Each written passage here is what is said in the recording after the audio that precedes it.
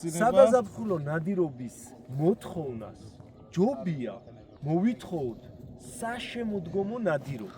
ესეთი რამ დღემდე საქართველოში არ გაკეთებულა, შეგვიძლია ვთქვათ და მონადირეებს შემიძლია ვისარგებლო და მადლობა უთხრა, როდესაც ისინი კლავენ ჩვენს მიერ დარგოლილ ფრინველებს, გვიზიარებენ ამ მონაცემებს, მსგავსი ხელოვნური ტიპის ბუდეების, ანუ აქ ფრინველი გრძნობს დაცულად თავს. თავსაც იცავს ერთი ღრმული ამ მტაცებლებისგან ხალხს ვაჩვენოთ, რომ ეს მუშაობს ველური ბუდობის პირობებში გარეულ იხს რა უშლის ხელს, იმიტომ რომ იყოს დის ყველა სანაპირო არის ადამიანის მიერ ათვისებული. ანუ არის ჭარბი ძოვება, ეს თევზაობის აქტივობებიც თითქმის ამ სანაპიროს მთლიანად იკავებს ამ გაზაფხულის პერიოდში, როცა მათ ფრინველმა უნდა დაიკავოს. მეორე პრობლემა არის, რა თქმა უნდა, მტაცებლები. გარდა ძუძუმწოვრების არიან მაგალითად მტაცებელი ფრინველები. გამოვლინდა არის თოლი. განსაკუთრებით დიდი ზომის თოლიები, რომლიდან გამომდინარე 75-80% გამოჩეკილი ბარტყის პირველივე 2-3 დღის განმავლობაში იღუპება სწორედ თოლიების მტაცებლები. გავხადოთ, ანუ შეუზღუდავი იმიტომ ჩვენი დახმარებით. დაჭირდეს ქვეყანას, ხო უნდა ყავდეს ზაკოფნაში. წყალქვეშა როშა მეგვეპაროს ჯანდარის მხრიდან. აი, რა ხდება. ყველა ფრიცი ზას უნდა იყოს. ალექს, ჩემს მხრს არ გადაუღო მანდა მაინც. კრუპნი კლპლარი თავა გადაღებული. წევი. ესე გაატარე. წავიდა. მოგესალმებით მეგობრებო, მოკლედ ჩვენ ახლა ჩამოვედით ჯანდარის წყალსატევზე. ეს ჩვენი საბუდრები, ვართ ჩამოსულები. 5 კაცი ვართ, მოკლედ მეტი არ იყო საჭირო და ჩვენთან ერთად არის ნიკა პაპოშვილი, ორნითოლოგი, რომელიც დაგვეხმარება ამ ამბებში. ნიკა, პირველ რიგში რა ვიცი, მიესალმე ხალხს და დანარჩენს მერე შეგეკითხებით. მივესალმები ყველას და მოგესალმებით თქვენ პირველ რიგში და მადლობა ასეთი კარგი ინიციატივისთვის, იმიტომ რომ ესეთი რამე მე შემიძლია ვთქვა, რომ ყოველ შემთხვევაში მე რაც ვიცი 2010 წლიდან ფრინველებზე ვმუშაობ, განსაკუთრებით იხვებზე, სამხრეთ საქართველოში, ჭავახეთში საკმაოდ ბევრი სხვადასხვა სახეობის მობუდარი იხვი ყავს და ჩვენ მათ მონიტორინგს ვაკეთებთ, მაგრამ ესეთი რამ დღემდე საქართველოში არ გაკეთებულა, შეგვიძლია ვთქვა და პირველები ამის ინიციატორებიც და შემსრულებლებიც ხართ თქვენ და დიდი მადლობა და მე მიხარია ძალიან ისე რომ რაღაცა ახლო ურთიერთობაში შემოვედი თქვენთან, ვიპოვეთ ერთმანეთი, მოდი ასე ვთქვათ, მეგობრულად და კარგ საქმეს ვაკეთებთ და ყველაზე მნიშვნელოვანი ჩემი აზრით რაც არის დღესდღეობით არ არის მნიშვნელოვანი ჩვენ 15 ბუდიდან რამდენი იქნება წარმატებული, თუნდაც მე-13 იყოს წარმატებული ჩვენთვის და თქვენთვის იქნება ძალიან დიდი წარმატება. ყველაზე დიდი საქმე არის ის რომ ხალხს ვაჩვენოთ რომ ეს მუშაობს, ბუნებაზე მუშაობს. აი მაგაზე მინდა ხაზგასმა ზუსტად. და ეს იყოს რაღაცა შემდგომში გაგრძელებადი და იყოს სხვა ადამიანების ჩართვა ამ საქმეში უფრო მეტ ტბაზე, უფრო მეტი ბუდე დავაყენოთ და არ ვიცი, დამიჯერეთ რომ მსგავსი ღონისძიებები ევროპაში და ამერიკაში, აი სწორედ რომელსაც ნატრობთ ხოლმე ჩვენ ქართველები, მონადირეები, როდესაც უყურებენ და რამდენი ფრინველია და ესეც სანადირო ადგილას მეც წამიყვანა, მათაც გაიარეს ეს პერიოდი, როდესაც იდგნენ რაღაც სიტუაცია ჰქონდათ ისეთი, რომ ან შემცირდა სახეობები და ვეღარ ნადირობდნენ ისე, როგორც მათი ვთქვათ, ჩვენ ვიცით ხოლმე ეს სიტყვა მამა პაპა.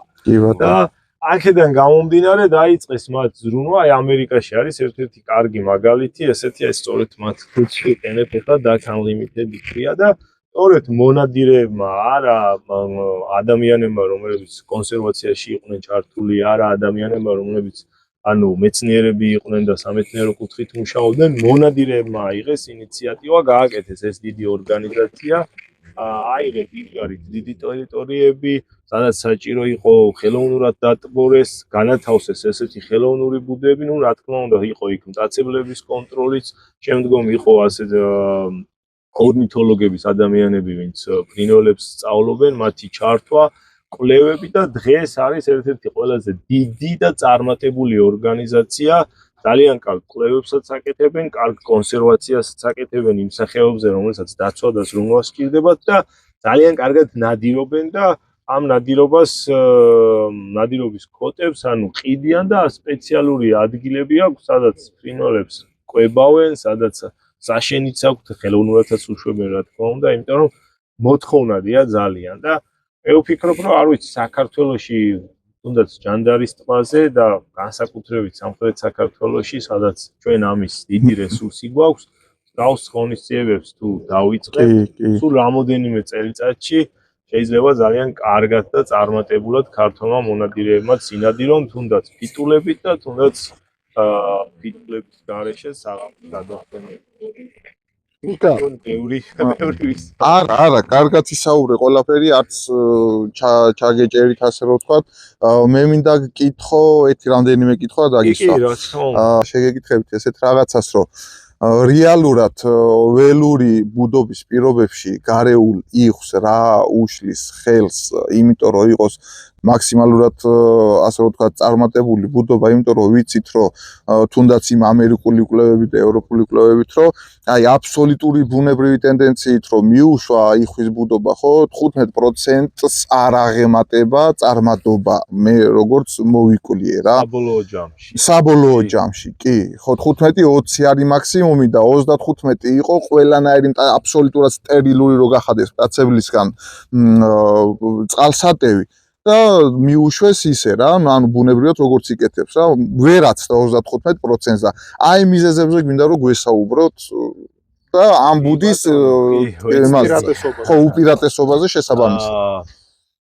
ანუ ბუნებრივ გარემოში იხვებზე, ფრინველებზე მოქმედებს ძალიან ბევრი სხვადასხვა ფაქტორი. ანუ ერთ-ერთი ყველაზე ზოგადი შენს პრაქტიკაში რაც ყოფილა. გვიხარია ეს თუ არ გვიხარია, ვართ ადამიანი და ეს ადამიანების ზემოქმედება შეიძლება არ იყოს ყოველთვის რაღაც პირდაპირი და ეს არ იყოს ნადირობა. ხო, მაგალითად, აი აქ არ აქვს შესაბამისი ტერიტორია, იმიტომ რომ ის ყველა სანაპირო არის ადამიანის მიერ ათვისებული. ანუ არის ჭარბი ძოვება, ურბანული გადაძოვება. კი ბატონო. განსაკუთრებით ანუ მე მეთევზეების წინააღმდეგი არ ვარ და არის თევზაობის, მაგრამ ეს თევზაობის აქტივობებიც თითქმის ამ სანაპიროს მთლიანად იკავებს ამ გაზაფხულის პერიოდში, როცა მათ ფრინველმა უნდა დაიკავოს. სჭირდებათ წყნარი მშვიდი გარემო. ნუ გარეული იხვები ის შეიძლება წყალსატევიდან რამოდენიმე მეტრის და ასეული მეტრის მოშორებითაც ბუდობდეს, მაგრამ არ არის აქ შესაბამისი ჰაბიტატი. და უშუალოდ იხვები არ ბუდობენ ისეთ ჩალებში, მათ შედარებით ცოტა ღია ადგილი სჭირდება. ეს არის ჩემი აზრით ერთ-ერთი პრობლემა, საუბრობ მხოლოდ ჯანდარის შემთხვევაში. მეორე პრობლემა არის, რა თქმა უნდა, მტაცებლები. ეს არის მაგალითად ძუძუმწოვარი ცხოველები, რომლებიც ანუ ძალიან შეიძლება ითქვას, რომ კარგად არიან ადაპტირებულები საქართველოში, განსაკუთრებით ჯანდარაზე, ამ გარემოში ცხოვრებას და ისინი ამ სანაპიროებს მას მერე რაც მეთევზეები ტოვებენ სანაპიროებს ღამით უკვე ისინი ასუფთავებენ, შეგვიძლია ეგ სიტყვაც ვუყუროთ, აკონტროლებენ და აქ იხვის ბუდობა არის არა მხოლოდ კვერცხებისთვის და შემდგომში უკვე ბარტყებისთვის, თვითონ მობუდარი იხვისთვის, დედრისთვის საფრთხის შემცველი. ერთ-ერთი რატომაც აქვს ფრინველებს ძირითად შემთხვევაში უფრო მკრთალი, მოდი ასე ვთქვათ, შეფერილობა, მაგალითად დედრ იხს არის ის, რომ კარგად შეეხამოს გარემოს, როდესაც ბუდობის პერიოდში იყოს მტაცებლებისგან შეუმჩნეველი. გარდა ძუძუმწოვრების არიან მაგალითად მტაცებელი ფრინველები. თუმცა მტაცებელი ფრინველებში ჩვენ ერთ-ერთ მტრად შეგვიძლია აქ მივიჩნიოთ ჭაობის ძელქორი და მეორე, რომელიც ჯავახეთში ჩემი ბოლო წლების განმავლობაში განხორციელებული კვლევებით გამოვლინდა, არის თოლი. განსაკუთრებით დიდი ზომის თოლიები, რომლებიც იმ შემთხვევაში თუ აღმოაჩენენ იხვის ბუდეს, ჭამენ კვერცხებს. მაგრამ აი როდესაც გამოჩეკს ბარტყებს და გამოიყვანს წყალში, პირველი დღეების ძალიან კრიტიკულია. რამდენი დღე დაახლოებით, რომ აი დაახლოებით გარიელის მაგალითი, რომ მოვიყვანოთ, გარიელი ყვინთია იხვია და ძირითადად ანუ გაშლილ ხო, ღია წყალსატევებზე არის. აქედან გამომდინარე 75-80% გამოჩეკილი ბარტყის პირველივე 2-3 დღის განმავლობაში იღუპება სწორედ თოლიების მტაცებლად. თუმცა გარეული იხვების შემთხვევაში ისინი უფრო კარგად არიან ადაპტირებულნი თქვათ ცხოვრებას ჩალიანებში ან ჭაობიან ტერიტორიებში. ბალახიანებში იმალებიან. ძალიან მარტივად იმალებიან ამ თოლიებისგან ან სხვა მტაცებელი ფრინველებისგან, მაგალითად ვახსენეთ ჭაობის იმუნიტეტი და ყველაზე კარგი მსგავსი ხელოვნური ტიპის ბუდეების ყველაზე ასე ვთქვათ კარგი მხარე არის ის, რომ ანუ აქ ფრინველი გრძნობს დაცულად თავს. თავსაც იცავს ერთი ღრმული. დაცულია მტაცებლებისგან, დაცულია, რადგან მას ჩვენ ვაყენებთ უფრო შიგნით წყალსატევში, რაღაც პატარა კუნძულებზე ან რაღაც ანუ სანაპირო ზოლებს ვაცილებთ. სანაპირო ზოლებს მოცილებულია. ეს ნიშნავს, რომ ის დაცულია, ანუ ძუძუმწოვრებისგან, თქვათ ტურა, მელია, ხო? შორის ანუ ენოტი, მაჩვიც კი შეიძლება იყოს ციყვი და ნებისმიერი თაგვი და ასე შემდეგ. წარმოადგენდეს საფრთხეს გარეული იხვისთვის. აქედან გამომდინარე ამ პრობლემას ხსნით, ასე ვთქვათ, მტაცებელ ფრინველებს, ჭაობის ძელქორის და თოლის მხრიდან წყლის მოვარდნის ალბათობას. ერთ-ერთი მნიშვნელოვანი არის ეგ, იმიტომ რომ წყლის დონე, როდესაც მატულობს, არის ხოლმე შემთხვევები განსაკუთრებით ადრე მობუდარ ფრინველებს ეს პრობლემები დაიწყებს ბუდობას, მაგრამ შემდგომ ადამიანის ჩარევით ბუნებრივი მოვლენების შედეგად წყლის დონე მატულობს და შესაბამისად ბუდე იტბორება და ფრინველი იძულებულია მიატოვოს ბუდე. ხშირ შემთხვევაში იხვები ხელმეორე ბუდობას იწყებენ, მაგრამ ხელმეორე ბუდობა გულისხმობს უფრო ნაკლებ კვერცხს და ნაკლებ წარმატებას. და აქედან გამომდინარე, რადგან ჩვენ ამ ორ დიდ პრობლემას, ასე ვთქვათ, ხსნით, პოტენციალი იზრდება. შემთხვევაში იხვები კარგი დედები არიან, მოდი ასე ვთქვათ, და შემდგომ უკვე ძალიან მარტივად გამოყავთ ბარტყები. თუმცა ამით არ თავდება, რა თქმა უნდა, ბარტყების გამოყვანის შემდგომ იწყება მათთვის ახალი ეტაპი, ყველაფერი ახალია და პირველი დღეები არის ძალიან გადამწყვეტი და ესე კრიტიკული მათ ცხოვრებაში. თუმცა ძალიან მალე 2-3 დღეში ისინი ადაპტირდებიან გარემოს და ძირითად შემთხვევაში ფრენის ასაკს ესეთი გადარჩენილი ინდივიდები 80-90% ძალიან მარტივად აღწევს. თუმცა რაც თქვენ თქვით, ეს დაბალი წარმატება 30-35% მაქსიმუმ გამომდინარეობს იქიდან, რომ ზამთარში ამინდის გაუარესების შედეგად ძალიან ბევრი ფრინველი, მათ შორის გარეული იხვი, იღუპება საკვების ნაკლებობის გამო, სიცივის გამო, სხვადასხვა დაავადებების გამო და ანუ მარტო ჩვენ ადამიანები რა თქმა უნდა მონადირეების გამო, იმიტომ რომ ევროპაში არის კვლევები, ჩვენთანაც ვაკეთებთ უკვე მსგავს კვლევებს და მონადირეებს შემიძლია ვისარგებლო და მადლობა უთხრა, როდესაც ისინი კლავენ ჩვენს მიერ დარგოლილ ფრინველებს, გვიზიარებენ ამ მონაცემებს, რაც არის ჩვენთვის ძალიან მნიშვნელოვანი. იმიტომ რომ ჩვენ როდესაც ფრინველებს გოლავთ, ორი გზა არსებობს ინფორმაციის მიღების. ერთი ხელმეორედ უნდა დავიჭიროთ ის ფრინველი მომავალ წელს და დავადასტუროთ რომ გადარჩა, ან ყველაზე კარგი გზა არის მონადირე მოკლავს და შეგვატყობინებს თუ სად მოკლა ფრინველი და ამ რგოლის ნომრის მიხედვით ჩვენ მარტივად შეგვიძლია დავადგინოთ რამდენი ხანი იცოცხლა და ასე რამდენი ხანი იცოცხლა და დაახლოებით განსაზღვროთ გამოსაზამთრებლად სად გავრცელების არეალი რა მარშრუტით მოძრაობდა. და მსგავსი კვლევები ევროპაში ცხადყოფს, რომ დაახლოებით 50 ძალიან უხეშად რო ვთქვა 70% ახალგაზრდა წლევანდულას ვეძახით ჩვენ დარგოლილების ყველას ვერ ვგოლავთ რა თქმა უნდა და ბევრად ნაკლებს ვგოლავთ ვიდრე არიან დარგოლილი ინდივიდების ნახევარზე მეტი პირველ წელსვე იყო მონადირებული მონადირეების მიერ თუმცა იქ ნადირობის კოტებიც და ოპოვებული ინდივიდების რაოდენობა ძალიან ბევრად მეტია ვიდრე ჩვენ გვაქვს საქართველოში რა თქმა უნდა მაგრამ ეს იმას ნიშნავს რომ ახალგაზრდა ინდივიდები არ არიან გამოცდილები და შედარებით მარტივად ებმებიან ხალხა მონადირის ხალხში თუნდაც ეს იყოს ანუ სატყუარად გამოყენებული ვთქვათ ბიტულები ან პირის საძახი ანუ ხმა და აქედან გამომდინარე მეორე წელს გარეული იხევი მეორე წელსვე ბუდობენ წინა წელს დაბადებულების ალბათ შეიძლება 35-30%-ზე ნაკლები იწყებს ბუდობას თუმცა ეს 30%-იც საკმარისია პოპულაციის სტაბილურობისთვის და თუნდაც ზრდის. აი არის მთავარი შევინარჩუნოთ იმდენი რომ ყველაზე მთავარი არის დავიცვათ ალბათ ჩვენ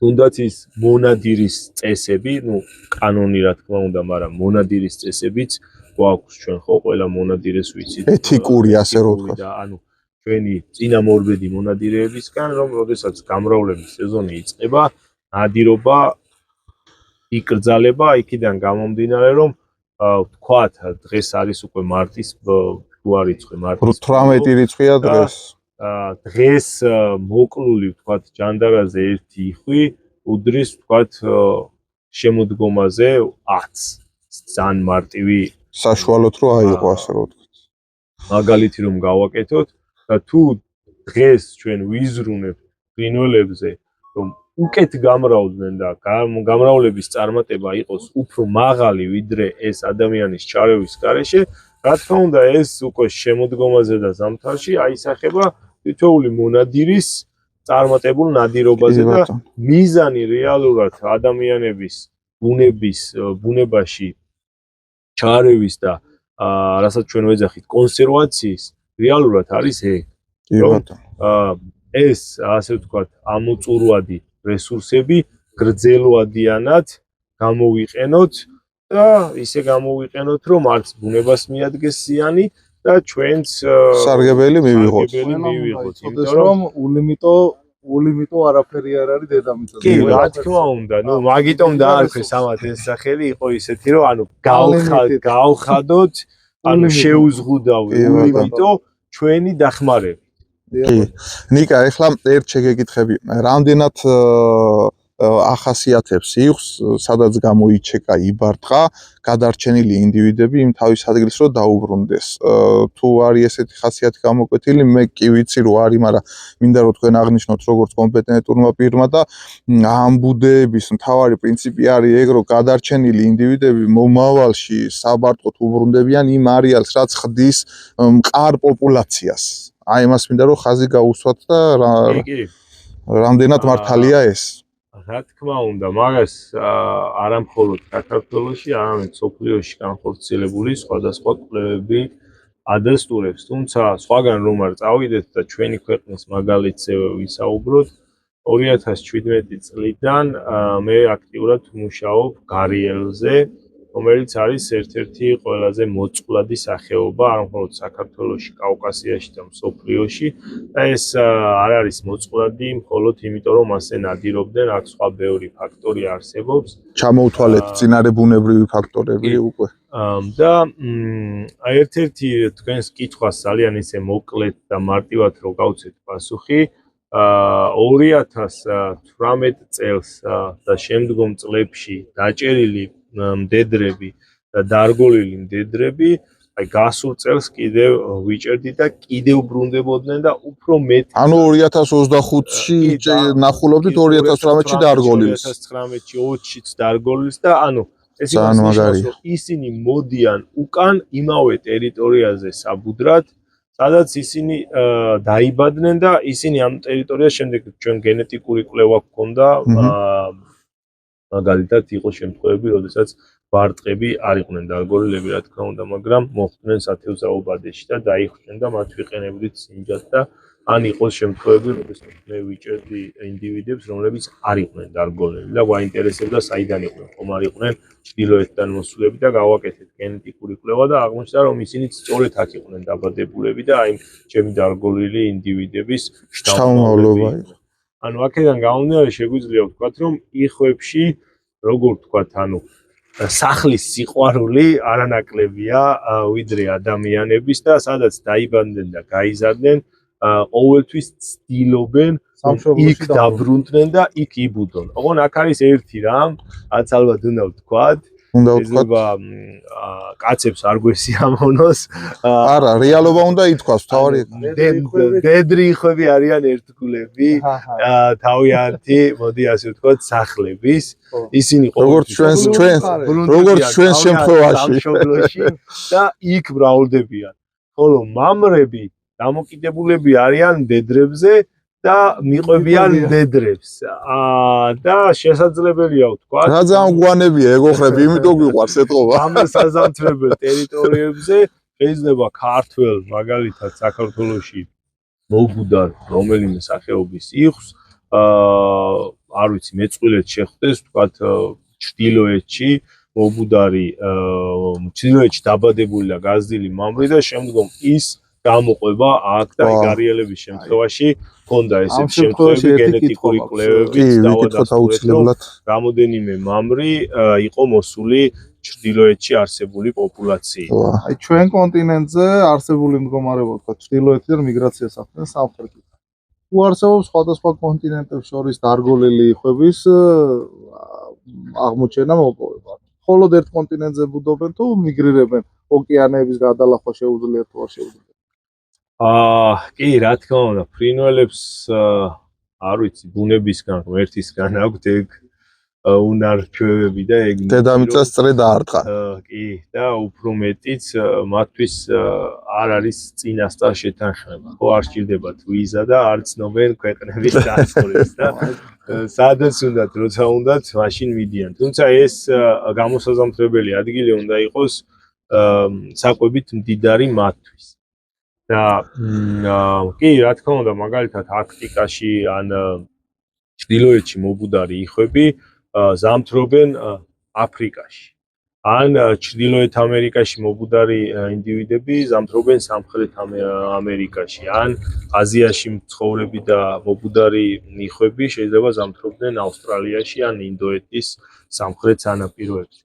საქართველოს მაგალითით ვთქვათ, ჯავახეთში დარგოლილი იხვების, როდესაც ჩვენ ვიცით რომ ის არის ახალგაზრდა, ან ყველაზე კარგი არის, როდესაც ვიჭერთ ინდივიდს, რომელიც ნამდვილად არ შეუძლია მას ფრენა, განსაკუთრებით აგვისტოს ბოლოს, გვაქვს ხომ ესეთი შემთხვევები და ჩვენ შეგვიძლია ძალიან მარტივად დავასკვნათ, რომ ის იხვი არის დაბადებული თქვა მადატაფის ტბაზე და როდესაც იმას დაურგოლავთ, თუ ამ კონკრეტულ ინდივიდს ვინმე სადმე სხვაგან მოკლავს, უკვე ვიცით რომ მადატაფაზე დაბადებული იხვი ჩავიდა იქ. ჩავიდა, ამ ტერიტორიაზე. თუმცა ძირითად შემთხვევაში ჩვენ ვგოლავთ უკვე ისეთ ინდივიდებს, რომლებსაც ფრენა შეუძლიათ.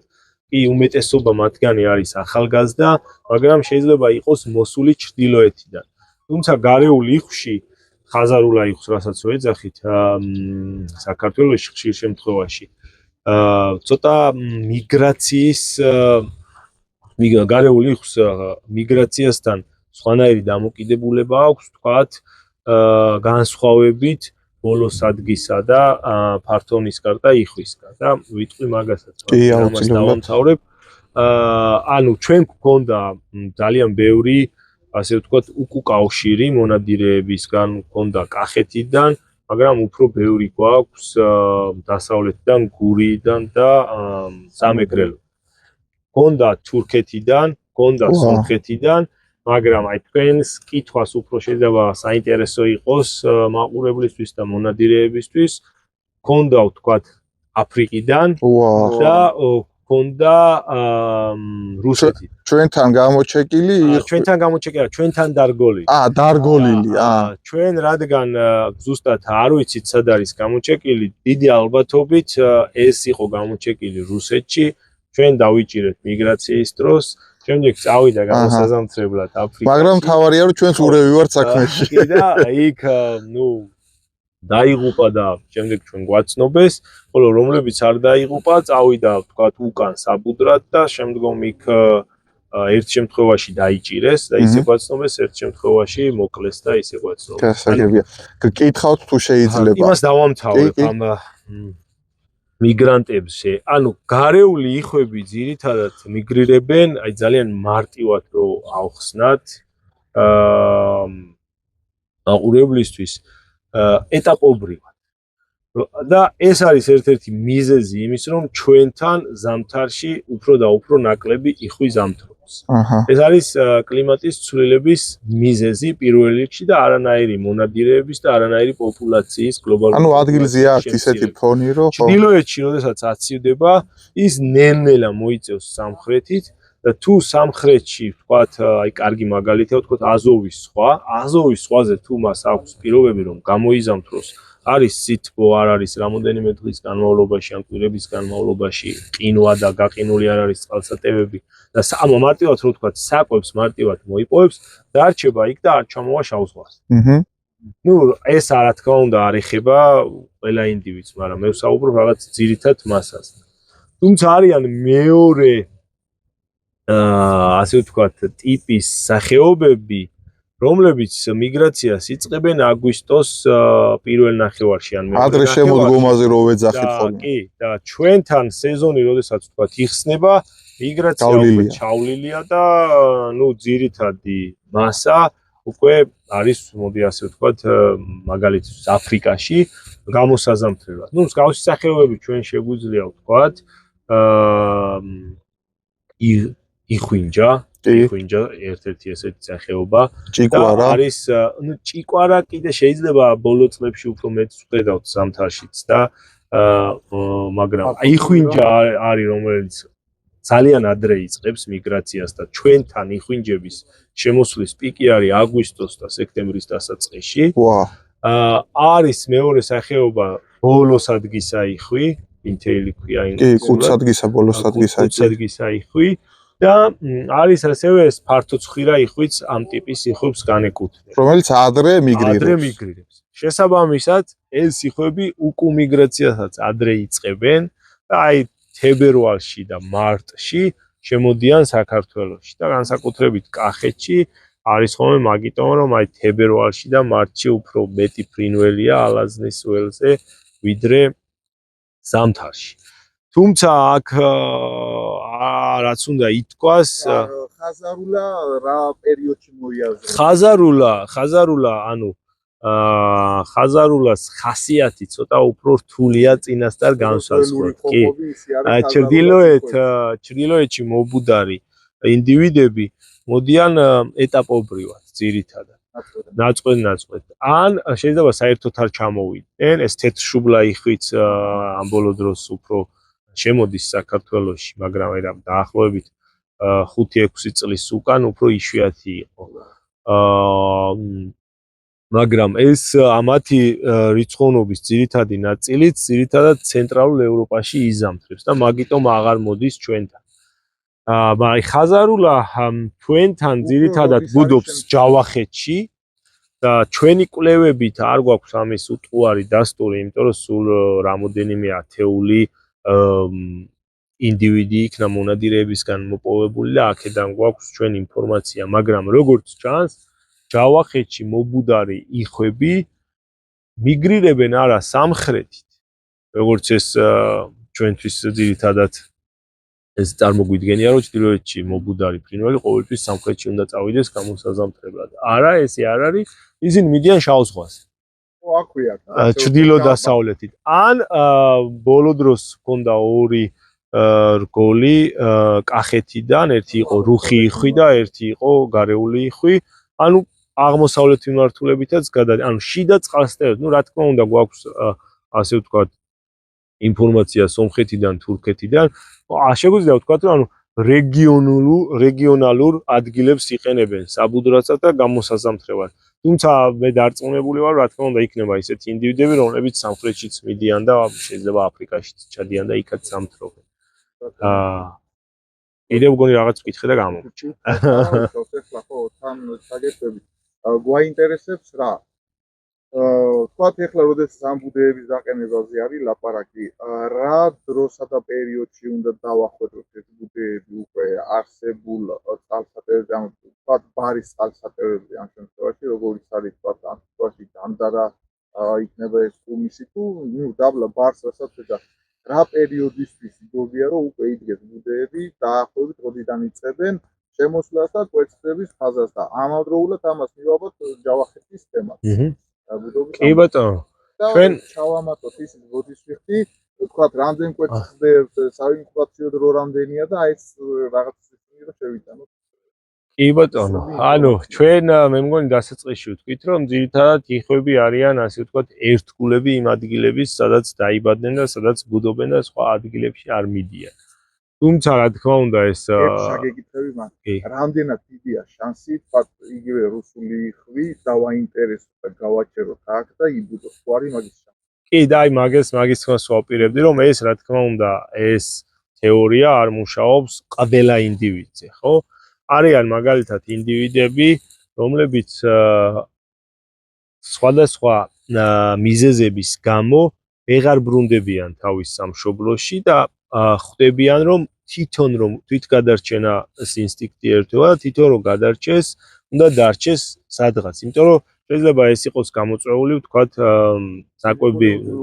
საკვები ბაზა არ იყო კარგი ზამთრის ტერიტორიებზე იმიტომ რომ ჩვენ ვიცით რომ მიგრაციის წინ ფრინველები ინტენსიურად იკვებებიან და აგროვებენ ცხიმს ეს ცხიმი იმიტომ სჭირდებათ რომ ფრენისას ცხიმს წვავენ და იყენებენ ენერგია ამ შემთხვევაში ისინი შეიძლება გააჩერდნენ სადმე და ანუ თუ ეს იქნება ვთქვათ შემოდგომა კი შეიძლება თავდაპირველად მისი მიზანი იყო წასულიყო აფრიკაში და იქ გამოეზამთრა მაგრამ იქიდან გამომდინარე რომ ფიზიკურად ეს მისთვის შეუძლებელი იყო ან ამინდიდან გამომდინარე დარჩეს და გამოიზამთროს ჯანდარის ტბაზე იგივე შეიძლება ვთქვათ მობუდრებზე და ამას თუ მივიღებთ მხედველობაში თქვენს კითხვაზე შემიძლია გითხრათ რომ კი სავსებით შესაძლებელია ჩრდილოეთში დაბადებული ან ამოდენიმე წლის განმავლობაში იქ მობუდარი ფრინველი დარჩესა განსაკუთრებით მაშინ როდესაც ის ხედავს რომ აქ მისი ბუდის მოსაწყობად არის ბევრად უფრო კარგი და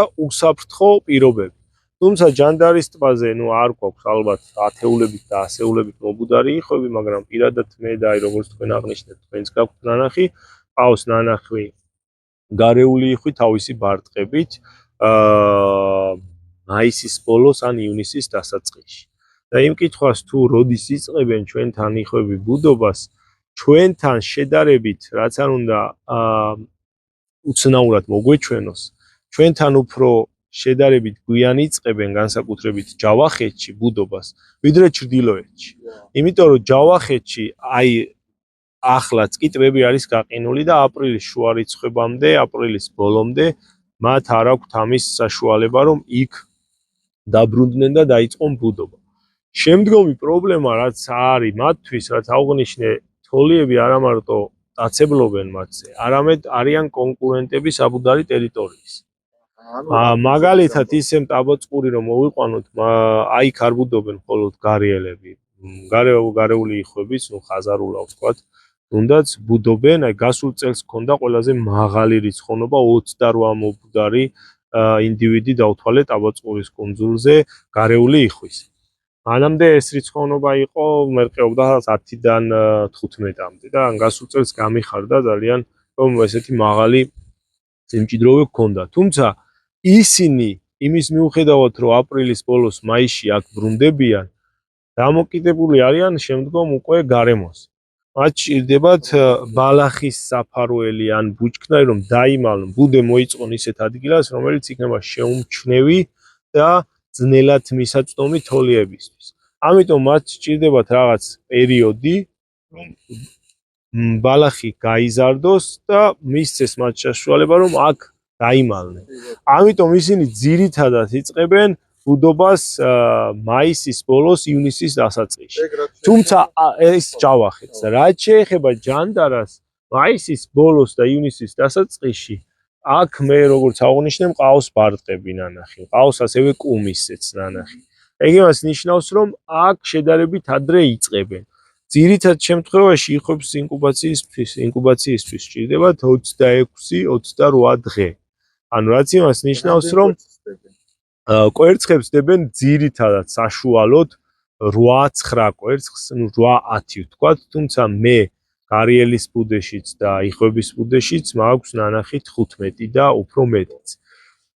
თუმცა გარიელის შემთხვევაში ჩვენ ვეძახით პარაზიტიზმს, როდესაც მდედრები არ ვიცი, შეიძლება არ არიან კარგ ფორმაში ფიზიკურად და ცდილობენ რომ აიცილონ თავიდან ბუდობა, პასუხისგებლობაც რა თქმა უნდა და სხვას უდებენ კვერცხებს. ანუ ეს ერთ-ერთი მარტივი მაგალითი, რაც ყველამ ვიცით, მონადირეებმაც და საზოგადოებაც არის გუგული, რომელიც სხვის ბუდეში დევს კვერცხებს, მაგრამ მსგავსი პარაზიტიზმი, არ ვიცი რამდენად შეიძლება იყოს ეს პარაზიტიზმი, მაგრამ ესეთი ტერმინია არის იხვებშიც და ჩვენ ვეძახით ნაგავსაყრელ ბუდეებს ასეთ შემთხვევაში, იმიტომ რომ ანუ თუ მხოლოდ დავაკონკრეტოთ ბოდიში მიტაგაგაჩნოთ. არა, პირიქით. 8-10 კვერცხებს სიხვიდან ნახე უფრო მეტი, ეს უკვე მოიაზრებს თავისთავად იმას, რომ შეიძლება იყოს 2 ან 3 ინდივიდის ნადები კვერცხები, მაგრამ შეიძლება იყოს 1-იც და აი მაგალითად 12-13 მაქვს მე ნანახი და თუ არ გავაკეთეთ ანუ გენეტიკური კვლევა, მაგას დადასტურებით ვერ ვიტყვი. მაგრამ ამით მინდოდა იმის თქმა, რომ დაახლოებით ეს რიცხვი 8-10 არის რაღაც 100 ან 1000 ბუდიდან გამოყვანილი საშუალო. გარიელის შემთხვევაშიც ესე გვაქვს 8-9 კვერცხი გამოდის ხოლმე ძირითადად. მაგრამ 12-15-იც შეიძლება გამოჩეკოს. აი მაგის იქით უკვე უჭირს თავისი სხეულით სრულად მათი დაფარვა.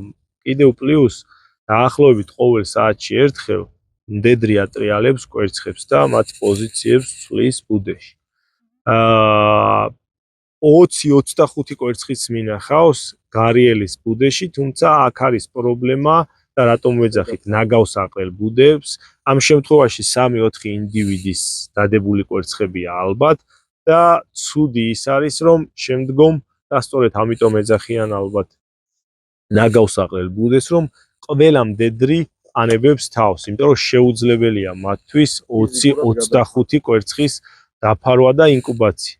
და გამოდის, რომ 3 მდედრის, ასე ვთქვათ, ცდელობა ბუდობის და მომავალი შთამომავლობის დატოვების იყო წარმატებული ამ წელს და ისეთ სახეობებში, როგორიც არის, ვთქვათ, გარიელი, ეს არის ძალიან ასე ვთქვათ, პოპულაციისთვის დამაზიანებელი, იქიდან გამომდინარე, რომ 3 მდედრის ბუდობის ჩავარდნა ერთ სეზონზე პოპულაციისთვის ძალიან საგანგაშოა, მაგრამ აქ კიდევ შეგვიძლია ვთქვათ ისიც, რომ მსგავს შემთხვევებში შეიძლება ეს კვერცხები შეგროვებული იქნას და აი ადამიანების დახმარებით, ინკუბატორის საშუალებით იყოს გამოჩეკილი და მერე ხელოვნურად ბუნებაში დაბრუნებული. თუმცა ამას ძალიან ბევრი რესურსის სჭირდება და ესეთი მარტივი არ არის. თქვენ რასაც აკეთებთ, ამასაც ძალიან ბევრი რესურსის სჭირდება და ალბათ მაყურებელმა უნდა იცოდეს, რომ ამას აკეთებთ თქვენი პირადი ხარჯებით და არანაირი დაფინანსება და არანაირი გრანტი არ გაქვთ და ეს არის არ ვიცი, მისასალმებელი, მისაბაძი და დასაფასებელი საქმე. გითხავთ კიდე კითხავს რა გამოგვილებს, ვინაირი კაცი ყავხარ აგერ. ამ 8-10 კვერცხს რამდენ ხანში დებს? ანუ დების პერიოდი რა აქვს დაახლოებით იყოს? და ინკუბაციის გამოჩეკვა. გამოჩეკვა თქვა 26 დღე. 26-28 დღე ძირითადად. კარგი კითხვა. რომ განსაზღვროთ ვადები, რომ ბუდე დავახვედროთ, აი იმიტომ მაინტერესებს. ინკუბატორთან და კვერცხებთან დაკავშირებით. ბრძანეთ. მე მახსოვს დასავლეთ საქართველოში ჯაპანის პორულ მეურნეობაზე არსებობდა ინკუბატორი, იმ შემორჩენილი შენობის ნაშთებით ასეულს.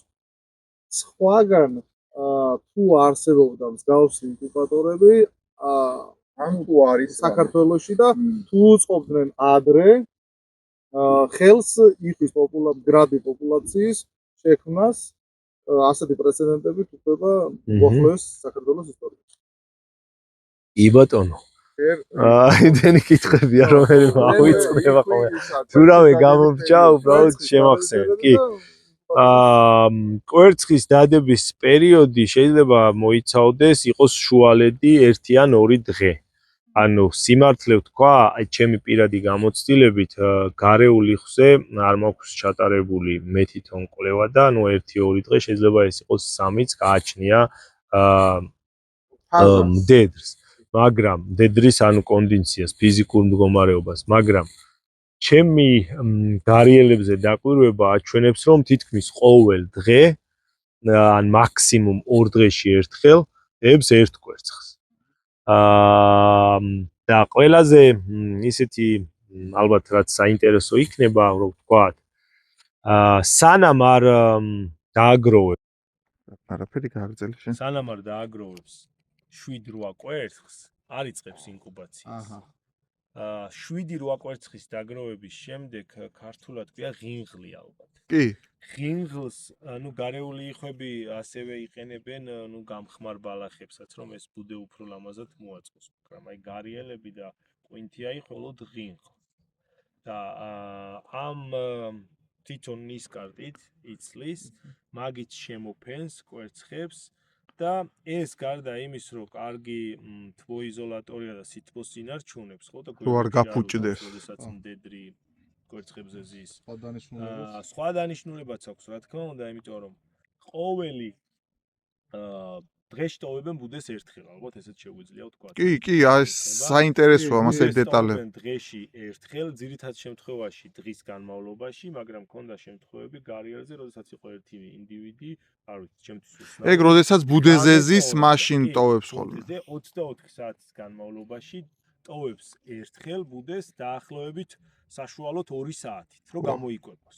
დანარჩენი ზის ბუდეზე. თუმცა სანამ ბუდეს დატოვებს, თქვით რომ ყოველ საათში ერთხელ იცვლის პოზიციას და კვერცხებს ატრიალებს.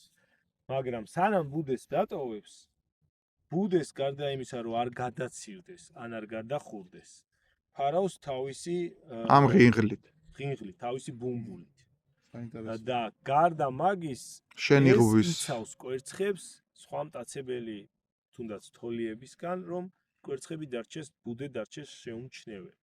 სწორედ ამიტომ არის ხოლმე ცუდი, როდესაც მაგალითად ადამიანები სხვადასხვა ინტერესის გამო, მეც გადავდივარ კუნძულზე და ვმუშაობ და ხშირად თუ თქვამს, რომ აი ჩვენ რატო გვიშლი, ჩვენც გვაინტერესებს, შენ დადიხარ და შენ თუ არ აზიანებ მათ ბუდებს, ჩვენც არ დავაზიანებ და ჩვენს ფრთხილად ვიქნები. მაგრამ მე როდესაც იქ დავდივარ, ძალიან ფრთხილად, რა თქმა უნდა, მეც მქონია, თქვათ, ყოფილა შემთხვევა, რომ ვთქვათ, ერთ-ერთ მოხალისეს ფეხი დაუდგა. ბუნებრივი მომენტია კი ბატონო, ვერ გამორიცხავ მაგას. მაგრამ როდესაც ვიზიტორები გადადიან, მათი მიზანი არის იქ კუნძულის დათვალიერება, ან უბრალოდ რაღაც სელფის გადაღება. ისინი აწუხებენ ფრინველებს და შეწუხება რაში მდგომარეობს, რომ აუხსნათ, რომ ეს შეწუხება ის კი არ არის, რომ ფრინველი შეწუხდა და ეს ძალიან ცუდია. ფრინველი რომ შესაძ წუხდება, ტოვებს ბუდეს და ამ მომენტში არ აქვს მას დრო, რომ კვერცხები დაფაროს ბუმბულით. ხო, დროზე ადრე გადის იქეთა. როდესაც ტოვებს, შემდეგ აქ ეს დამოკიდებულია, ვთქვათ, ადამიანები რამდენი ხანი დარჩებიან კუნძულზე, მაგრამ თუ 10-20 წუთი დარჩნენ, შემდგომ ის მიდის საკვებად და ამ დროს იყენებს კვებისთვის და 2 საათში, საათნახევარში ბრუნდება უკან. ეს 2 საათი და საათნახევარი ღიად დარჩენილი კვერცხები თუ მზეზია, გადახურდება, თუ ცივა, განსაკუთრებით ჯავახეთში 1 აგვისტოს -1 ქონდა 2018-ან 2019 გამთენიისას სასაული. მე და ჩემი მეგობარი ვიყავით კარავში და აი ძალიან გაგიჭირდათ. გაჭირდა დილით მანქანაში ჩამოწინა -1 საჩვენები. ანუ ეს სიცივე უკვე დამღუპელი. მაგრამ ყველაზე ცუდი ხშირ შემთხვევაში მოკლე პერიოდით სიცივემან სითბომ შეიძლება ვერ მიაყენოს იმდენი ზიანი და ვთქვათ ამ 8-9 კვერცხიდან 2-3 დააზიანოს და დანარჩენები გადაშლა. ანუ ღიად დატოვილი ბუდე არის არა ბუნებრივად დატოვილი ბუდე. აღმოსაჩენი და კარგი სამიზნე თოლიებისთვის, ჭაობის წელქორებისთვის და ხშირ შემთხვევაში ბუდეზე დაბრუნებული მდედრი აღმოაჩენს რომ იქ ცარიელი ბუდია და კვერცხები უკვე გათრუებული არის ბუდო. კაცები დედთან ჩაგეკითხებით მამრი ეს კითხვაზე არ მიფასებია გადავიდეთ მაგრამ აქვე ახლოს ხო კი დავიმახსოვროთ აქვე მინდა გითხრათ ამ გამრავლების პერიოდში მამრი რა მონაწილეობას იღებს აი ეხლა შეგვადარებს ისევ ჩვენ და ვჭამთ სირცხვილს. საინტერესოა კარგი, მოდი ამ კითხვას უპასუხოთ მაშინ. მოკლედ შეიძლება. ანუ ფრინველებში, რადგან მოდი იხებზე საუბრობს, სხვა ფრინველებზე აღარ ვისაუბრებ, თუმცა ისე ზოგადად ვიტყვი, რომ არიან რა თქმა უნდა ფრინველებში სახეობები, განსაკუთრებით მტაცებლებში, რომლებიც და ანუ მე არ მიყვარს ეს მდედრი და მამრი, დედალს და მამალს ვიყენებ ფრინველებში. რა პრობლემა? ორივე ერთი და იგივეა რეალურად. დედალი და მამალიც ერთნაირად ზრუნავს შთამომავლობაზე. მტაცებლებში თქვათ კვებავენ მათ და უფრო მეტიც ინკუბაციის დროს დედალს ენაცვლება მამალი და მამალს ენაცვლება დედალი. ანაა გვაქვს შემთხვევები მტაცებლებში ან ბუებში, როდესაც მამრი ზრუნავს ინკუბაციის დროს დედრის გამოყვებას. ვაჰ. ესეთი შემთხვევები გვაქვს, მაგრამ იხვები ცოტა ეს ამაყი მწვანეთავიანი იხვები. რა ხდება? იხვებში ძირითადად წყვილების შექმნა იწყება იანვრის ბოლოს თებერვალში. ძირითად სახეობებში წყვილები იქმნება გამოსაზამთრებელ ადგილებში, თავიდანაც ვახსენეთ და შემდგომ უკვე მამრები მოყოლვიან დედრებს და დაახლოებით ეს დამოკიდებული არის, ვთქვათ, ჯანდარის ტბაზე შეიძლება იყოს აპრილი და ჯავახეთში შეიძლება იყოს მაისი ან ივნისის დასაწყისიც. ვეძახით ამ საქორწილო ცეკვებს, როდესაც მამრები ცდილობენ თავიანთი უკვე შეძენილი დედრები დაიცვან სხვა მამრებისგან და ტერიტორიული ქცევა ან თავის მოსაწონებელი ქცევა, ანუ იხვებში აქვს ესე თავს წევენ მაღლა და მერე დაბლა წყალზე გარეელებში, ესე ძალიან ლამაზი სანახაობაა რეალურად. და თვითონ ამ გარეული იხვების ბრძოლაც, ну იხვია და ალბათ ესე წარმოუდგენელია მათი ბრძოლა, მაგრამ საკმაოდ ესეთი ეფექტური. მაგრამ როგორც კი დედრები შეაგროვებენ 7-8 კვერცხს ან თუნდაც 10 ვთქვათ და დაიწყებენ ინკუბაციას, მამრის როლი სრულდება. მამლები ამ დროს მიდიან დასასვენებლად. დასასვენებლად მიდიან. ზედაწყალი არ გაუჭირდებათ. პარაზიტები ესე. რა ხდება? მამრები ამ დროს იკრიბებიან ერთად. გუნდად, ხო? ქმნიან კი რა თქმა უნდა გუნდებს და არჩევენ ისეთ ტერიტორიებს, რომლებიც არის მათთვის უსაფრთხო და საკვებით მდიდარი ტერიტორია. და იწყებენ განგურს. ეგ ძალიან საინტერესო სიტყვა, ახსნათ რაც ნიშნავს. არის ფრინველებში ბუმბულის გამოცვლა, იმიტომ რომ ფრინველებში ბუმბული არის ერთ-ერთი მნიშვნელოვანი რა. ყოველწლიურად იცვლიან. შენარჩუნებისთვის და თუნდაც ფრენისთვის. ფრენისთვის განსაკუთრებით და ჩვენ ვეძახით მომქნევ ბუმბულებს, რომლებიც არის თაზე და რომელიც ძირითადად განაპირობებენ და სცენენ ფრინველებს ფრენის უნას, ხო? და როდესაც ამ ბუმბულებს იცვლიან დაახლოებით გარეული იხვები 2 კვირის განმავლობაში ან 10 დღის განმავლობაში ძირითად შემთხვევაში ფრენის უნარს კარგავენ. ვაა, საინტერესოა. მე მქონდა ესეთი შემთხვევაც, როდესაც ჯავახეთში ერთ-ერთმა ფერმერმა და მონადირემ ეს პერიოდი და ეს ქცევა ძალიან კარგად იცოდა და დადიოდა ამ ადგილში და იჭერდა მათ. ვაა. ერთი შეხედვით მარტივი სახეობის ეკოლოგიის, ბიოლოგიის ცოდნა ბევრ ამაში შეიძლება დაეხმაროს ადამიანს. კი, როგორ ინკუბატორების სახეობების უფრო უკეთ გამრავლებაში. და მამრები აქ რჩებიან დაახლოებით შეიძლება ეს 1 თვე ან ცოტა მეტი დასჭირდეს სრულიად ბუმბულის გამოცვლას და შემდგომ მდედრების დამოუკიდებლად მიდიან ხშირად მიგრირებენ გამოსაზამთრებელ ადგილებში. ხო რომ მდედრები რიგ შემთხვევაში პერიოდული განგური ახასიათებთ, თუმცა ძირითად შემთხვევაში, როდესაც ისინი დაასრულებენ ბუდობას და ბარტყები დაფრთიანდებიან, აი მერე იწყებენ განგურს. ხო, ანუ სხვა ფაზაა, სხვა პერიოდი. მათთვის ფრენა ძალიან მნიშვნელოვანია. კი ბატონო. მაგრამ არიან მამრები მაგალითად აი გარეელების შემთხვევაში, როდესაც ძირითადად მამრები უფრო მეტნი არიან ვიდრე მდედრები. იხვებში, ნუ გააჩნია ეს სახეობებს მაგალითად გარეელებში და გარეული იხვებში, ნუ საქართველოს მაგალითზე რო ვთქვათ, ეს შეფარდება არის ვთქვათ 1.2 1-თან. ერთ მდედრზე მოდის 1.2 1.3 მამრი. მაგრამ აი უფრო მარტივად რო ვთქვათ, ქოჩორაყვინთიები ალბათ იცის ჩვენმა მსმენელმა და წითელთავაყვინთია, რომელიც ბოლო დროს ამოღებულია სანადირო ნუსხიდან მისი გლობალური პოპულაციის მკვეთრი შემცირების გამო. თუმცა აქ რამოდენიმე ასეული ინდივიდიანი გუნდი ყოველ წელს ზამთრობს ჭანტარის ტბაზე. ანუ ეგ წითელთა მაღაზია ნადირობა არ შეიძლება. ნადირობა არ შეიძლება და შემდგომ შეგვიძლია ამას უპასუხებ და ვთქვათ რატო არ შეიძლება. კი ბატონო. და არიან მამრები, რომლებსაც არ მიეცათ საშუალება, რომ დედალი ყოლოდათ, ანუ მეწყვილე ყოლოდათ, ცოლი ყოლოდათ. ეს ამას ისინი ცდილობენ მაქსიმალურად დაიხარჯნონ, რომ იშოვონ მეწყვილე. და რჩებიან ამ ადგილში, სადაც მდედრები ბუდობენ, უფრო დიდხანს ვიდრე ის მამრები, რომლებსაც ყავდათ მეწყვილე. და ელიან მომენტს რომ დაკერონ ჩვენებურად რო თქვა გოგუები. მარტო ხელა მდედრი. და აქედან გამომდინარე კი არის შესაძლებელი რომ ერთ ბუდეში 2 მამრის ან 3 მამრის ხანდახან განაყოფიერებული კვერცხიც იყოს და რატომ? აი მაგალითად ჩემი მაგალითი გარეელებს, როდესაც ვიჭერ ბუდეზე მყოფ მდედრებს, იმიტომ რომ ძალიან მარტივია და უსაფრთხო, იმიტომ რომ ბუდეზე ვიჭერ, ვრგოლავ, ვუშვებ, მე ვარღვევ მათი კვებითი, როგორ თქვა, ანუ რეჟიმს. კვებით რეჟიმს, დროის რეჟიმს. და მას ეკვება სიტყვაზე დილის, არ ვიცი, 11-დან ვთქვათ პირველამდე ამ 2 საათზე. მე თუ მას 9-ზე დავიჭერ და გავუშვებ, შემდეგ 9-დან 11-მდე გამოიკვებება და ფოტოხმახებს ვაყენებ ხოლმე და აქედან მაქვს ეს ინფორმაცია, რამდენ ხანში ბრუნდება უკან და რომელ საათზე გადის. ჩემით ძირითადად რომ არ მოხდეს კვერცხების გადაცემა თქვენი ჩარევით. დღესდღეობით აღარ, მაგრამ დაახლოებით 3 წლის განმავლობაში ყველა ბუდეზე მქონდა ფოტომახე, რომ დამედგინა ჩემი ზემოქმედება რა იყო ფრინველებზე.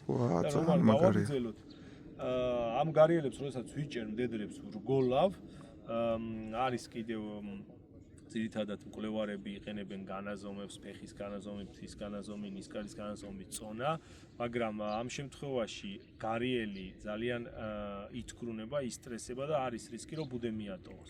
ამიტომ მე ვრგოლავ მხოლოდ და ვუშვებ. თუმცა რა ბევრჯერ ანუ გიშვებს ჩვეულებრივ ბუდეზე მჯდომი, ხო? ვიყენებ შესაბამის ესეთ მეთევზეები რასაც იყენებენ თევზის სამკურნალოდ, მაგას ჩოგამბარდეს. შინ შემთხვევაში ხელითაც ვიჭერ, იმიტომ რომ ბუდეზე არის ძალიან დამოკიდებული და თუ მიჯაჭული, თუ მას არ დაემუქრა რაღაც დიდი საფრთხე, ბუდეს არ ტოვებს. კი ბატონო. იცის რომ ბუდის დატოვება არის სიცოცხლის ტოლფასი.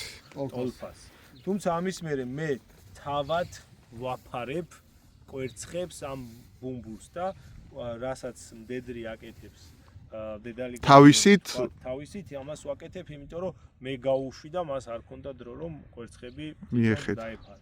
და ყველაზე საინტერესო რაც არის ეხა აქ თქვენს კითხვაზე. ეს მამრები, რომლებიც დაძრწიან და ცდილობენ რომ მეწყვილე იპოვნონ, როდესაც მე მდედრს უშვებ ხოლმე, ძირითად შემთხვევაში რამოდენიმე ასეული მეც გაიფრენს და ჯდება ტბაზე. დაახლოებით 1 წუთში თუ სადმე მამრია, ძალიან კარგად ხედავენ. 3-4 მამრი მოდის ავედეთ. რა საინტერესოა. რა საინტერესო. როგორღაც მოტაცება თავისი სურვილები და აი, რამდენად საინტერესოა ბუნება. აი, დაკვირვება. კი, და თქვენ და ინკუბატორზე გკითხათ ყობა. შეეხება. სიმართლე გითხრათ, მე მსგავსი ინფორმაცია არ მაქვს თუ სადმე ან ძველად საბჭოთა კავშირის პერიოდში ან შემდგომ პერიოდში მსგავსი რამე ყოფილა. ნუ ვიცი რომ კახეთშიც და დასავლეთშიც არის თქვათ ეხლა ესე თქვენაირი დაინტერესებული მონადირეები, რომლებიც თვითონ ცდილობენ ან სახში გაამრავლონ, ან შემდეგ გაუშვან ერთეული ინდივიდები, თუმცა იხვის შემთხვევები თუ გქონდა საქართველოში მე არ ვიცი, დღესდღეობით ჩვენი ველური ბუნების სააგენტო უშვებს ფრინველებს ბუნებაში, თუმცა ძირითადად გნოლი, კაკაბი და ხოხობია. რეზიდენტი ფრინველები. ადგილობრივი. მაგრამ სამომავლოდ შეიძლება იყოს რა თქმა უნდა ეს იხვებიც და აქვე შემიძლია ვთქვა დასავლეთში არიან ესეთი კარგი ადამიანები, მონადირეები, რომლებსაც აქვთ სურვილი და უკვე დაიწყეს იხვების ტყვეობაში მოშენება, ყავთ უკვე რამოდენიმე გარეული იხვი და უნდათ რომ გაამრავლონ და აქვთ აიღონ იჯარით დიდი ტერიტორია რა მაგარია. და გააკეთონ სამონადირეო მეურნეობა, რომელიც ძირითადად იქნება იხვებზე კონცენტრირებული და რა თქმა უნდა აქ მოზამთრე ჩრდილოეთიდან მოსული მოზამთრე სახეობებიც და გარეული იხვებიც იქნებიან, თუმცა მათი მთავარი მიზანი არის რომ მონადირეების წარმატება უზრუნველყოს სწორედ აი ამ საშენში მომრავლებული გარეული ხარაზულა იხვით და შემდგომ მათივე სავარგულებში გაშვებით. ძალიან კარგი. გააქვს რამე კითხვა? მე მაქვს. გისმენთ. კითხვების მეტი რა გვაქვს. ეს კაცი გუშინ უნდა ჩამოგეყვა. მოდი კითხავ, ნიკა, ხო გადახედე მაგას არა პრობლემა. აი ძალიან უკვე ფინალისკენ გავდივართ რა. ძალიან ხო ძალიან ბევრი ასე რომ ვთქვათ მონადირი არის, რომელსაც უნდა ეს საგაზაფხულო ნადირობები რო დაიშვას საქართველოში. თქვენ რას ფიქრობთ, რამდენად რეალურია ეს და თან გონიათ რომ რაღაცა ან მარტო ხარაზულა, ან მარტო ის არის ახლა თქვენ ბევრი ინდივიდები ჩამოთვალეთ, რაც ძირითად სანადირო პერიოდში არ გვხვდება ხოლმე და ამ შემოდგომა გაზაფხულის გადაფრენის დროს არის. ხო და თუ არის ამის საშუალება ან რესურსი რომ დაიშვას, ანუ რამდენად სწორი იქნება ამისი განხორციელება. რამდენად მზად არის საზოგადოება? აი ეგ არის ყველაზე მნიშვნელოვანი. ხო, საზოგადოება რამდენად მზად არის.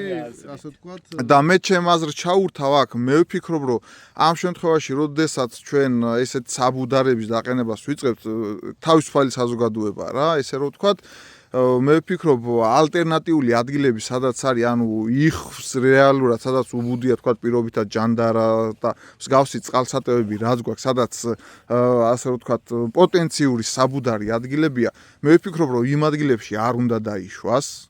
იმიტომ რომ ეს ავტომატურად ხელშეუსრულის ბუდობას და ჩაშლის იმ პროცესებს, რაც შენ წინ ჩამოთვალე, ან ახალი მოსული დარჩეს, ან ადგილობრივი მოვიდეს და დაიბუდოს, ასე რომ ვთქვათ, და მე ვფიქრობ, თუ დაიშვება ეს ისა რა ქვია, არა უშავთ, თუ დაიშვება ეს ნადირობა, ხო, უნდა დაიშვას დინარის ანუ კალაპოტებში, არა წყალსატევებზე, სადაც საბუდარი ადგილები, არამედ აი ზოგადი თქვათ მინდორს ჩაგუბებული წყლები, სადაც არის როგორც ვიცი კონტროლი ძალიან გაჭირდება. კვრის ხეობები, რაღაცა, აი ამნაირ ადგილებში მაქსიმუმ რომ დაიშვას, რომ გამვლელი სადაც გვხდება ეს ფრინველი რა. ჯერჯერობით არა. ჯერჯერობით არა, მაგრამ თავიდან როცა დაიშვება. აუსვინოთ პროფესიონალს არის კონტროლი. მოდი ვთქვათ, რომ საკმაოდ კარგი შეიძლება მონადირეებისთვის რბილი და მისაღები კანონებიც გვაქვს, მაგრამ კონტროლი თითქმის არ გვაქვს. ამავდროულად არ გვაქვს სისტემა, რომელიც მონადირეებს დაანახებს, რომ მათი გადახდილი, ვთქვათ, მოსაკრებელი ხმარდება ანუ შეიძლება ხმარდებოდეს ვთქვათ ზოგადად ბიომრავალფეროვნების დაცვას, მაგრამ მათ უნდათ დაინახონ, რომ მათ ხმარდება მათ უკეთეს მომავალს და მათი უკეთესი მომავალი ჯერჯერობით ხო ამოიღეს ეს. მათი უკეთესი მომავალი ვთქვათ რა არის? არის ის, რომ 10 ჯერ რომ ჩამოვა ზამთარში ჩანდარაზე და ერთხელ ვერ მოკლავს იხს, ანუ შემდგომ წელს უკვე 10-დან 1 წარმატებული კონდეს, იმის მომდევნო წელს 3 კონდეს წარმატებული და აი ამ წარმატებას ემსახურება ალბათ სწორედ ესეთი აქტივობები, რასაც დღეს ჩვენ აქ გავაკეთებთ.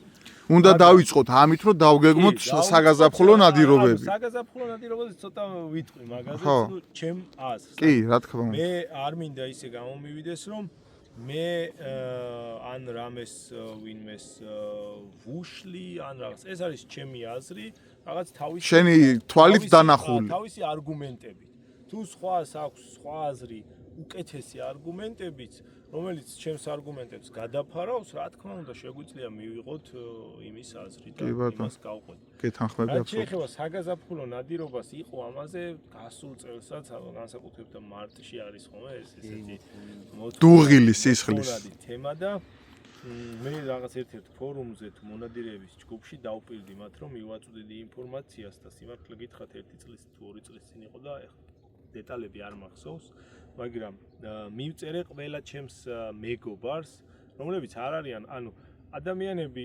საქართველოში განსაკუთრებით მონადირეები მოდი ესეც ვთქვათ ანუ პირადად მეც ალბათ ან ადამიანებს რომლებიც მუშაობენ კონსერვაციაში ან მეცნიერებაში აღიქვამენ რაღაც მოწინააღმდეგე სამწუხაროდ რეალურად ანუ მე მათი მოწინააღმდეგე არ ვარ პირიქით ჩემი მე მახსოვს მსგავსი წინააღმდეგობა რგოლის ის რომ ითხოვე და ვაღიარებ რომ ჩემი ცოდნა და ჩემი ინტერესი და იმას რასაც დღეს ვაკეთებ განაპირობა ჩემმა ბავშვობამ როდესაც ნადირობდი და არ ვიცი 12 კილომეტრს გავდიოდი სახლიდან ალაზანზე კი ბატონო ფეხით მენადირნა ნადირობა იყო ერთი ხვი თქვათ რაც თქვი 10 გასვლიდან ერთხელ თუ იქნებოდა იყო ძალიან კარგი ან ქედანი უფრო ბევრი იყო ჭალაში და შემდგომ ისემეს 12 კილომეტრი უკან მოვდიოდი ფეხით მაგრამ აქ გარდა ნადირობის იყო ძალიან ბევრი რამ რასაც ცოდნას ვიძენთ ამ ბუნებაში სიარულისგან ხან გასაჭირია ხან ის ნუ მაგრამ ყველაზე მთავარი ჩემი შეხედულებით არის ურთიერთობა და თანამშრომლობა ანუ მონადირეებიც ჩვენი სამთავრობო ანუ არ ვიცი ეს ინსტიტუტებიც სტრუქტურებიც თუნდაც გარემოს დაცვის ანუ დაცული ტერიტორიების თანამშრომლებიც და ადამიანები ვინც მეცნიერებაში არიან ჩართული თუ ეს ადამიანები ერთად დადგმებიან ბევრად უკეთესი იქნება გარემოს დაცვის კუთხითაც და ნადირობის კუთხითაც მთავარი არის ეს კი ბატონო გამომდინარე რომ ბევრი პოსტი შემხედრია და უბრალოდ არ ვაქცევ ყურადღებას ან არ ვერც უპასუხებ კი ბატონო ანუ მე შეიძლება ითქვას და ამის არ მწვენია არც ჩემს მეგობრებში ვინც მხოლოდ ანუ ასე ვთქვათ ორნითოლოგები არიან და არც იმ მეგობრებში ვინც მხოლოდ მონადირეები არიან მე დავიწყე ნადირობით და დღესაც შეიძლება ითქვას რომ არ კი მონადირე თუმცა ჩემი ეს ინტერესი ჩემს პროფესიად ვაქციე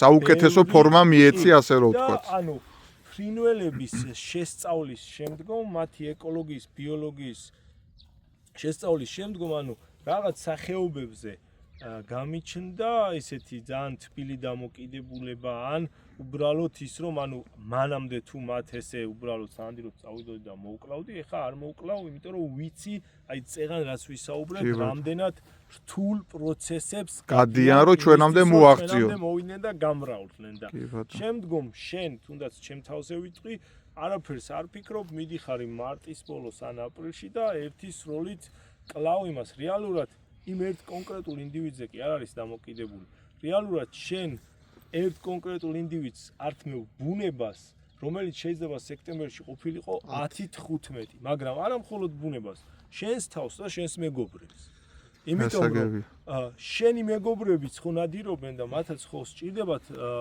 როსცეპატივი ოჯახური პრინციპი მარტო შენ ხო არ ოჯახს საჭმელს ანაწილებ ხო მე გავიდე და მე ვისიამოვნო კი ბატონო უნდა განაწილდეს სარგებელი ერთს ვიტყვი და აი აქედან გამომდინარე ერთმანეთის პატივისცემა არის ყველაზე მნიშვნელოვანი და მოდი დავამთავრე 5 წუთი მაქსიმუმ კი ბატონო და მე მოვიძიე გასულ წელს ინფორმაციები მეგობრებისგან რომლებიც არიან ორნითოლოგები და მეგობრებისგან რომლებიც არიან მონადირეები თურქეთი სომხეთი აზერბაიჯანი რუსეთი ბელორუსია და ლიტვა იყო მე მგონი კიდევ რა აღმოჩნდა რომ ორ ქვეყანაში ბელორუსიაში და რუსეთში არის საგაზაფხულო ნადირობა კი ბატონო ბელორუსიაში ამას უფრო აქვს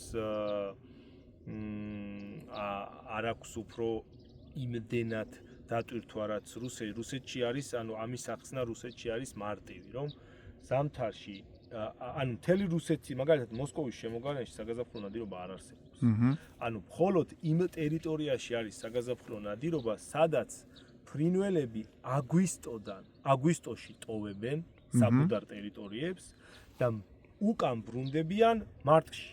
ვა. და ეს ადამიანები შეუძლებელია მათთვის ინადირონ ან ზამთარში, ან შემოდგომაზე.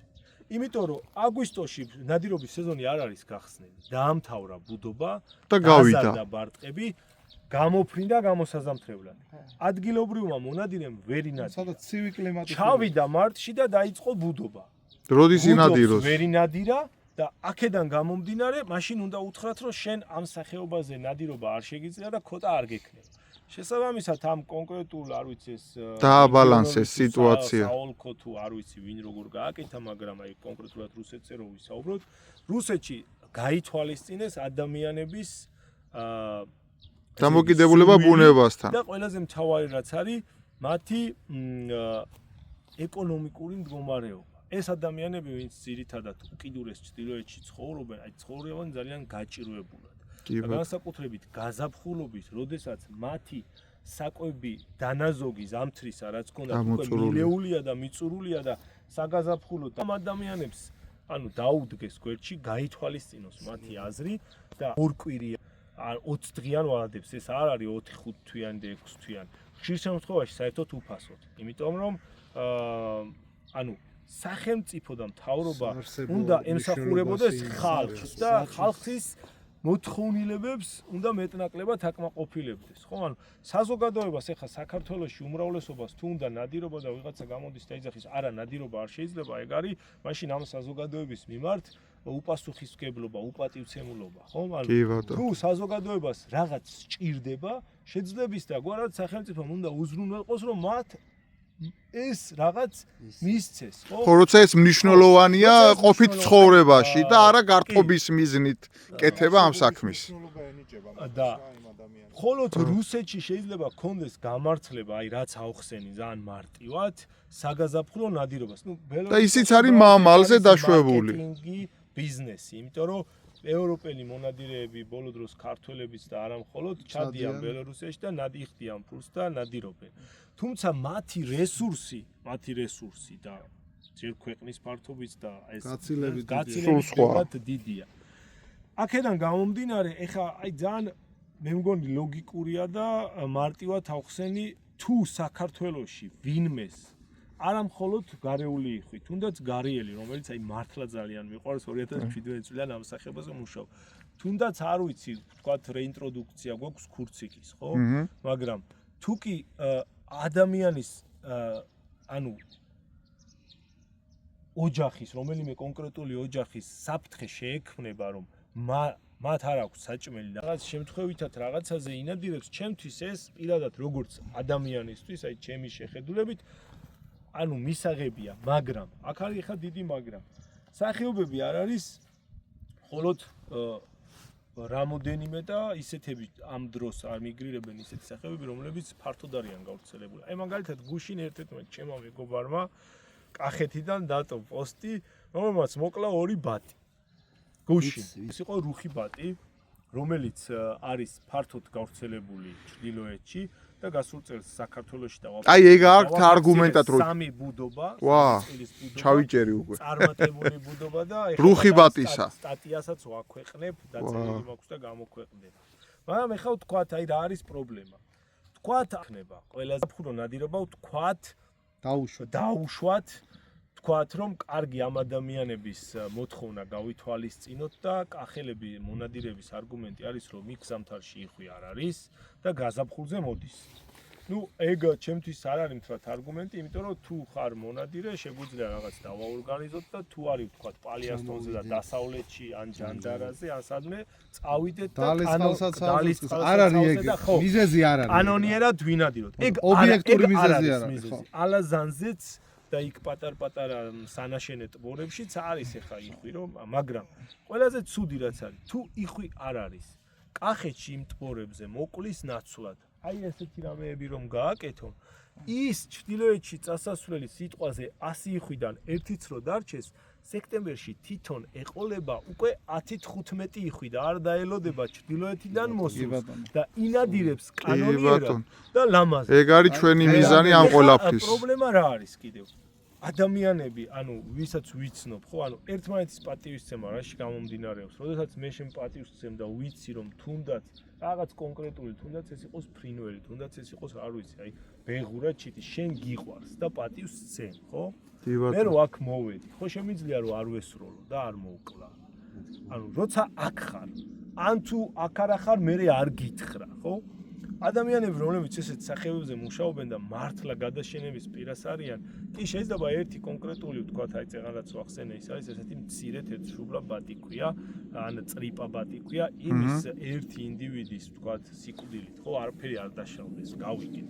მაგრამ ერთი რამდენი ვარ თავნაირი ერთი და ახლა მეც მინადირია და იმდენად ეშხში შესული ხარ იმ მომენტში, რომ ჯერ სახეობებს რომც კარგად ცნობდე, გიჭირს მე იქ რომ აი მოდი აზარტი აკონტროლო. შენი ემოციების კონტროლი გიჭირს, ეგ ერთი.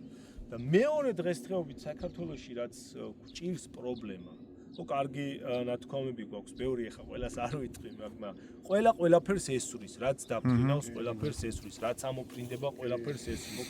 და ვთქვათ ახლა ჩემთვის პირველი პოსტი რო ვნახე 5 ბატი, რუხი ბატები იყო და არ იყო იმდენად მტკივნეული და ემოციური, ნუ ხო ვიცი რომ ეს ახლა არაკანონიერია, მაგრამ მე ჩემი პრობლემა არ არის, ხო ახლა მე რაღაცები მინახავს ყოველთვის, შემიძლია ეგ ისტორიებიც მოგიყვეთ და ანუ იარაღიან ნასვამავნადირეებთან, უცხოებთან მივსულ ვარ მარტში და აპრილში და მისაუბრია რატო არ შეიძლება და რატო აკეთებენ ცუდ საქმეს გარემოსთვის და ჩვენთვის და აი კონფლიქტებიც მომსვლია, მაგრამ არასდროს არ დამირეკავს.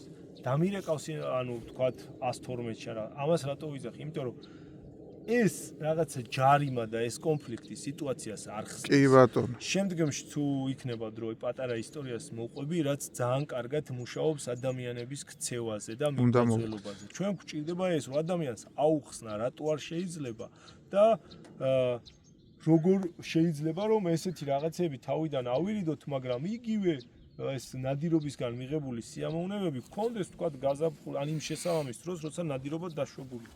და თქვათ ის წრიპა ბატის ყოლობა, ნუ არაფერი, მაგრამ იმ სახეობაზე ადამიანები ყაზახეთში, რუსეთში, ჩრდილო ევროპაში შრომობენ, წვალობენ, ანუ ათეულობით და ხო, თან რა გუგონია, იცი რომ მარტო ჩვენ ვართ, კაცო და ხო, ის ვისით ხდება. შემდგომ იმ ადამიანებისთვის ისეთი რთულია, რომ ანუ ესეთი ადამიანების უბრალოდ ერთ ბედნიერ რაღაცა, ანუ გასართობად გასროლას შეეწირა ეს სახეობა, რომელიც ანუ არ ვიცი, ბევრი საზოგადოებისთვის შეიძლება რაღაც შემოსავლის წყაროც იყოს ოჯახებისთვის. მაგალითად არის ეს ეკოტურიზმი, ხო, ბერდოჩერი და იქ მაგალითად გარიელი მას მე რაც მე ვიპოვნე.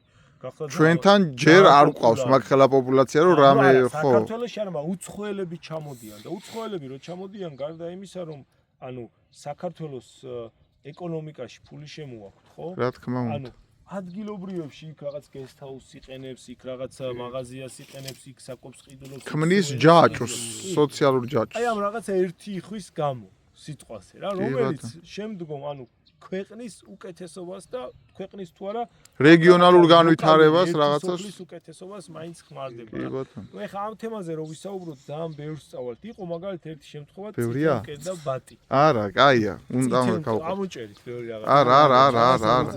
წითელკერდა ბატი არის ერთი ესეთი სახეობა, რომელიც 20 წელი საქართველოში დაფიქსირება არ იყო, არავის არ ენახა. და ადამიანმა შემთხვევით წითელკერდა ბატი. კაზარკა ქვია, უფრო მონადირე. გობას უყვარს მაგი ერთ-ერთი ის არის. საყვარელი ჯიში. ერთ ადამიანს მოკლული, მაგრამ 2 წლის წინ ერთ-ერთმა ადამიანმა საღამოს გადაფრენაზე შემთხვევით მოინადირა ეს სახეობა. და მე იქ რაც იყო ვიღაცები წერდნენ რა, უნდა დავაჯარიმოთ ეს წითელი სახეობის ნუსხა გლობალურად. პირველი მე ვიყავ, ვინც დაწერა რომ ხალხო არაფერი არ უნდა დავაჯარიმოთ, ადამიანმა თქვა რომ შემთხვევით მოინადირა და გააკვირვებულმა დადო პოსტი, რომ აი ეს არენახა და რა არის? არენახა მის სამეგობროში და ჩვენთვის ეს არის ძალიან, ჩემთვის იყო გასახარი ინფორმაცია, იმიტომ რომ ეს სახეობა საქართველოში მე არ მინახავს და იმედი მომეცა, რომ ესე იგი უკვე შემოდის ეს სახეობა. დაახლოებით 40 წლის წინ შავ ზღვაზე მზამთრობდა, მერე შეიცვალა მათი მიგრაციის მარშრუტები და უკრაინისგან ყაზახეთში ბუდობენ. რუსეთზე გადადიან, უკრაინის გავლით ჩადიან ბულგარეთში და იქ ზამთრო. ვა. და 20 წელი ჩვენთან აღარ შემოდიოდა. ან შემოდიოდა ეხა ერთეულები, მაგრამ არ ხვდებოდა. მეცნიერებმა, ან კვლევარებმა, ან იმ ადამიანებმა, ვინც ამ სფეროში მუშაობს, არ იცოდნენ ყველგან ხო ვერ ვიქნებ. კი ბატონო. ანუ სულ ვართ 5-6 ადამიანი ამ სფეროში დღესდღეობით საქართველოში. და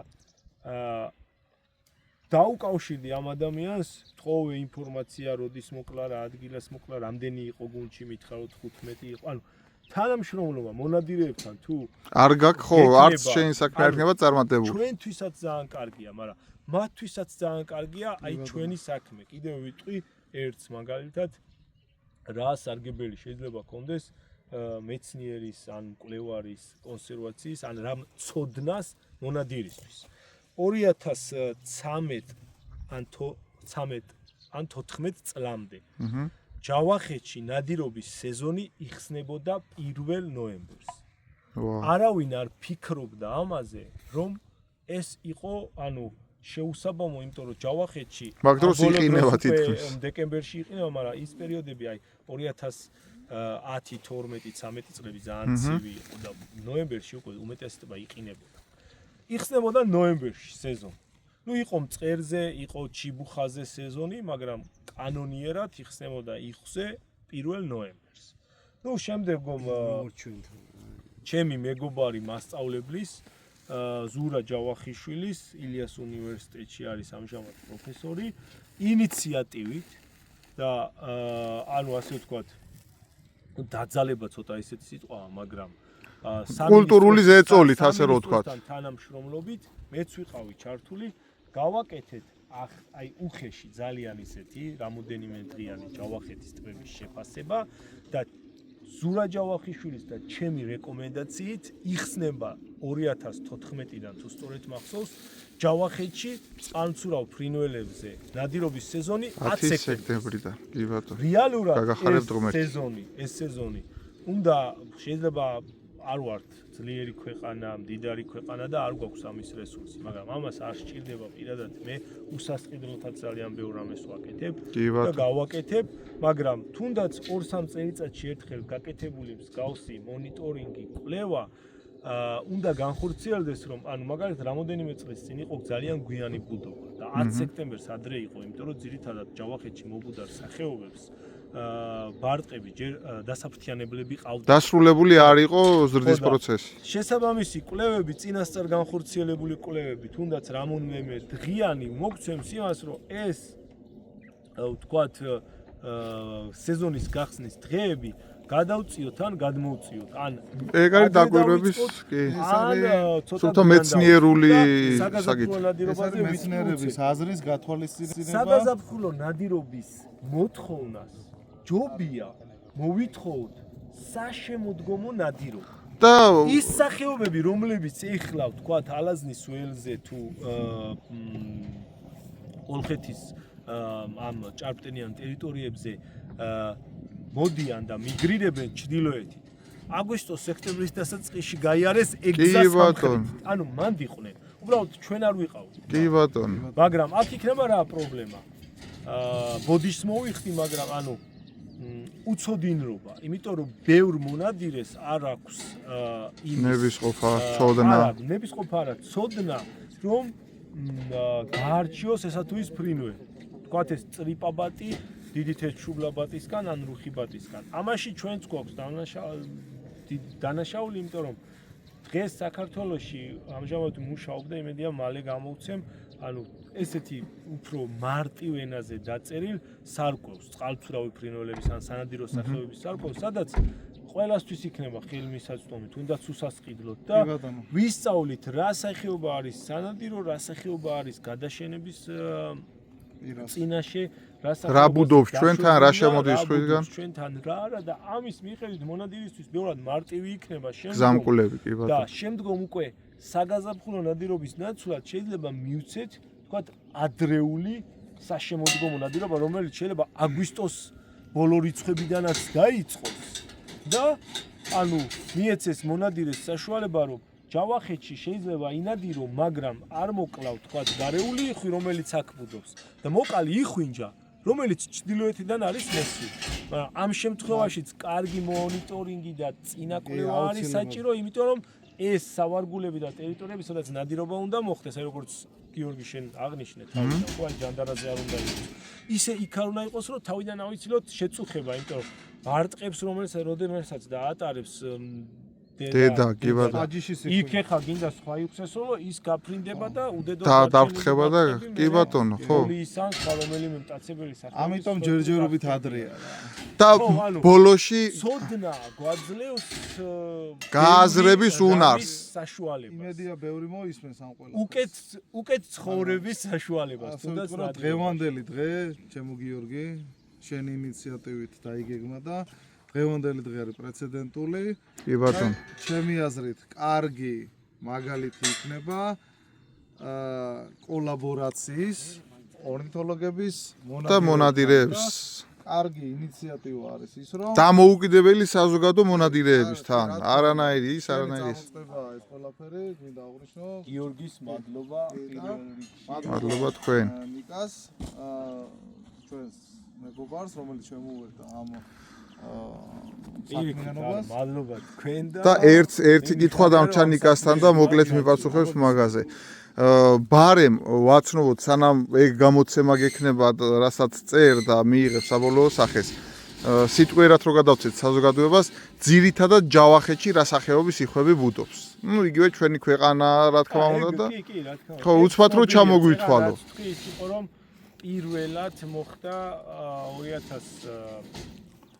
2011-12 წლიდან ზაფხულის ძირითად დროს ჯავახეთში ვატარებ წყალმცურავ იხვების დაკვირვებებსა და მუშაობებს.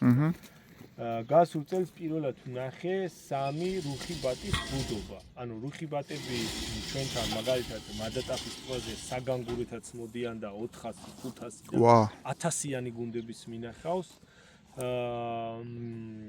თუ მინდა იმასაც გეტყვით, რომ დაცული ტერიტორიების მნიშვნელობა რა არის? დაცული ტერიტორიები არის კარგი წყარო, სადაც მრავლდება და თავს იყრის. და სამეცნიერო დაკვირვებებს ანვითარებთ. ეს ძალიან მარტივია მონადირეების საკეთილი დღეები. და ნახე მე მონადირეები, რომლებმაც შეისწავლეს ეს ბატები, იცოდნენ რომ მადატაფის ტბა იყო დაცული ტერიტორია და არ უნდა დირიათ ნამდვილად, მაგრამ რამოდენიმე დღიანი დაკვირვების, ადგილობრივების დახმარებითაც ვინც იცოდა ამ ბატების გადაადგილება, შეისწავლეს სად მიდიოდნენ საკვებად.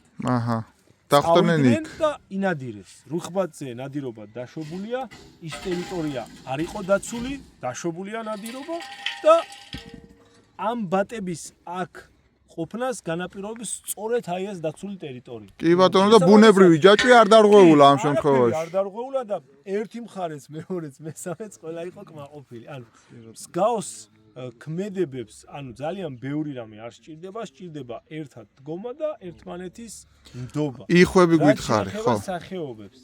სახეობებს ძირითადად დღესდღეობით ჯავახეთის ტბებზე ყველაზე ფართოდ მობუდარი სახეობა არის გარეული იხვი, რუხი იხვი და ფართო ცხვირა იხვი.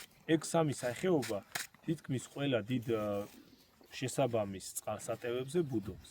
თუმცა ჩემს მეგობარს ყავს მკუცადგისა, ბოლოსადგისა იხვის ბუდობაც დაფიქსირებული ბუღდაშენის ტბაზე. გვაქვს რა თქმა უნდა ჭიკვარების, სპენია იხვების და წითელთავაყვინთიების და ქოჩორაყვინთიების ანუ საკმაოდ მრავალფეროვანი ინდივიდების ბუდობა. თუმცა წითელთავაყვინთიები ძირითადად მოდიან საგანგურით მადატაფის ტბაზე და მათი რაოდენობა აქ რამოდენიმე საიდან მოდიან მაგ 1000-ს აღწევს. აი გასულ წელს 2000 თუ 3000-ს დავთვალე. გავრცელების არეალი ალბათ მოდიან ანატოლიის პლატოდან, რაც თურქეთს ეკუთვნის. იქ უფრო მეტი ბუდობს ვიდრე ჩვენთან, იმიტომ რომ სიმართლე ვთქვა ჩვენთან ესე ასეულობით მობუდარი მე არსად არ მე და რა საინტერესოა ნანახი, მაგრამ ამდენი არა. რა საინტერესოა რომ უსაფრთხო ზონად აირჩია ხო მადატაფით არის დაცული. მაგარია. კიდევ სხვა სახეობის იხვები, ერთეული იხვები შეიძლება იყოს. გარიელი მხოლოდ ტაბაწყურის ტბაზე ყავს დღესდღეობით. აი წითელი იხვი. წითელი ოგარი.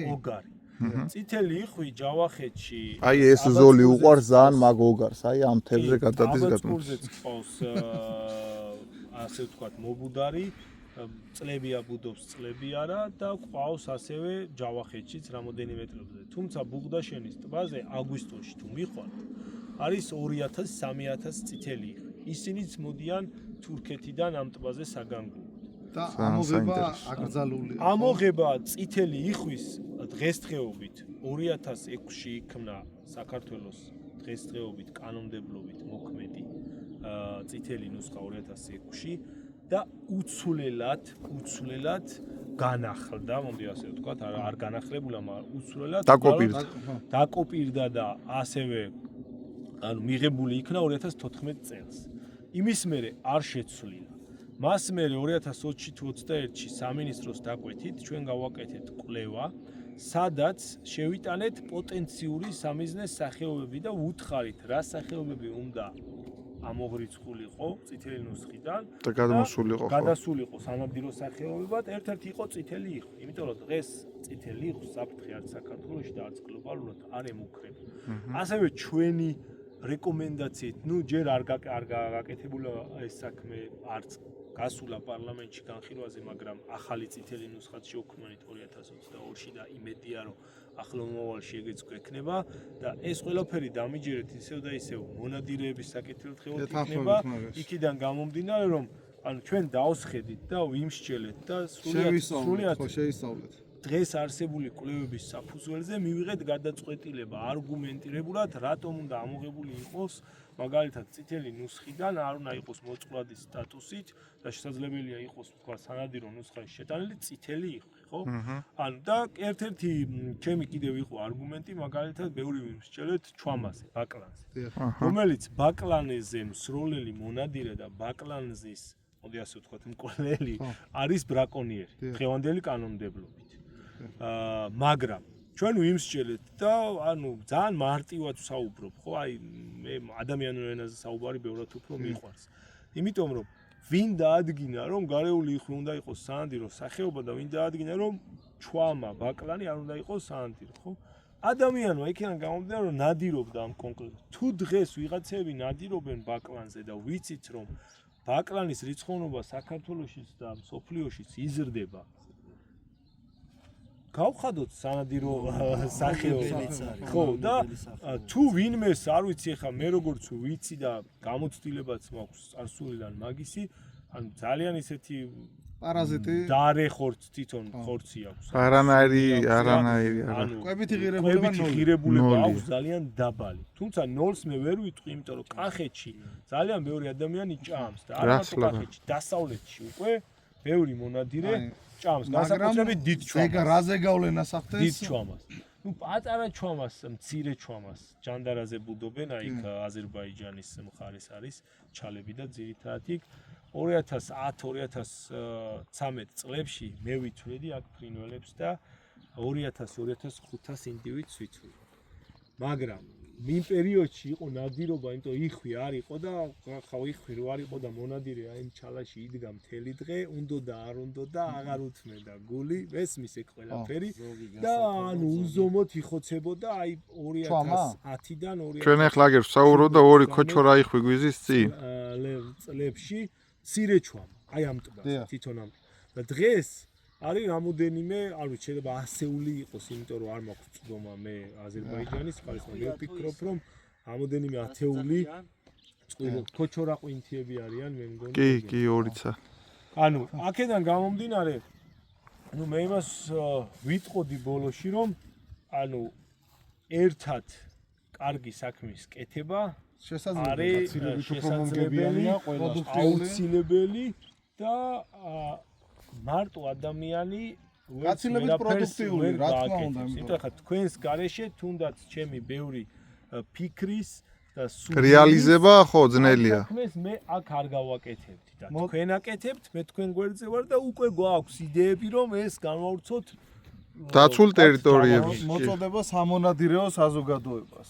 კი ბატონო. რომ აქტიურად ჩაერთონ მსგავს პროცესებში თავისი ძალებით არ ჭირდება აქ დავითვალისწინოთ მთავრობის ბრძანება და ამბავი, ასე რომ ვთქვა. მონიტორინგების რეკომენდაციები ბირავად. და მოწოდებები. ჯგუფებშიც დამიპოსტავს, რომ ვისაც გინდათ, თუ არ გჯერათ, თუ გეეჭვებათ, თუ გაინტერესებთ უბრალოდ ვინ დათვალა, როგორ დათვალა, ხო, რატო იყო, ჩაერთონ. მოდით, ნებისმიერ დროს. დასვით კითხვები. ანუ წაგიყვანთ ველზე, ერთად დავთვალოთ, ერთად დავიჭიროთ, ერთად დავრგოლოთ. კი ბატონო. ანუ გამოხატეთ სურვილი თუ თქვენ თქვენ. გინდათ, მოდით.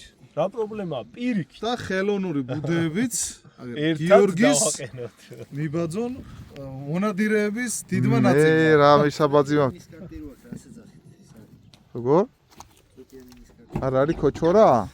საბოლოო შემაჯამებელი რეზიუმე და დავიწყოთ პროცესი. რა კი, უკვე всё ძირითად საუბარს მოვჭით, ხო, ქოჩორა არ ყოფილა. დიდ მურტალას რო ეძახიან, ხო, ეგ არის. დიდი მურტალაა ორი. კი. მურტალა რასახეობას განეკუთვნება? მურტალა. ეხა რით იკვებება? ჩემი მურტალები იკვებებიან თევზებით და უხერხემლოებით. აჰა. და ჩვამებიც იკვებებიან, კი ბატონო, მაგაზეც არის ხოლმე ბევრი მithქმა, ჩვამებიც იკვებებიან თევზებით და ბევრ პრობლემებს ქმნიან იხტიოლოგიაში. ეკოსისტემაში ნაკლებად. ძირითადად ფერმებში. იმიტომ რომ სამეურნეო იმა, ხო, ტბორები. ანუ ეკოსისტემაში ნახეთ როგორ არის თუ აქ თევზის რიცხოვნობა შემცირდა, იმათ აღარ უღირთ აქ ყოფნა, იმიტომ რომ კი ბევრი ენერგიის დახარჯვით მოპოვებული საკვები მათთვის ღირებული აღარ არის. როგორც ქართველებს. ხო, რა თქმა უნდა, წყალქვეშ დევნა უყვართ ეს ნადირობის პროცესი, მათაც უყვართ და საჭიროა მათი გადარჩენისთვის, მაგრამ თუ მთელი დღე წყალქვეშ უნდა დიოს და ერთი თევზი დაიჭიროს, აღარ აქ უღირს. ჩომა არ იქ. ანუ შეიძლება ესეთი სახეობები იყოს კარგი ინდიკატორის სახე. აი ბუნებრივი ინდიკატორი არის. გასულ წელს პირველად ჩვამების დიდი კოლონია შეიქმნა ფარაონის ტბაზე 427 თუ 28 უშუალოდ ბუდე დავთვალე. ყველა იყო წარმატებული. პირველად 2100 მეტრზე და ჩვამა ავიდა? ხო, და ანუ ნახეთ ეს რას მიგვანიშნებს, ესე იგი ფარაონის ტბაში რიაბუშკას თუ რიაპუშკას ეძახიან, ხო, ეს შემოყვანილი თევზია, მაგრამ ჭაფალა ქართულად. ხო, ჭაფალა. ჭაფალის რიცხოვნობა ძალიან დიდია, იმიტომ რომ მე შემდეგ რო დავდიოდი აქ, როდესაც მიდიხარ ეს ბარტყები, ახლო რომ მიდიხარ, ანუ ანთხევს რაც აქვს დაჯამი და სუჭაფალა იყო. ხო. რას ლაპარაკ. ეს უკვე არის ანუ ადამიანები აღიქვამენ უკვე მერე ჩვამას კონკურენტად.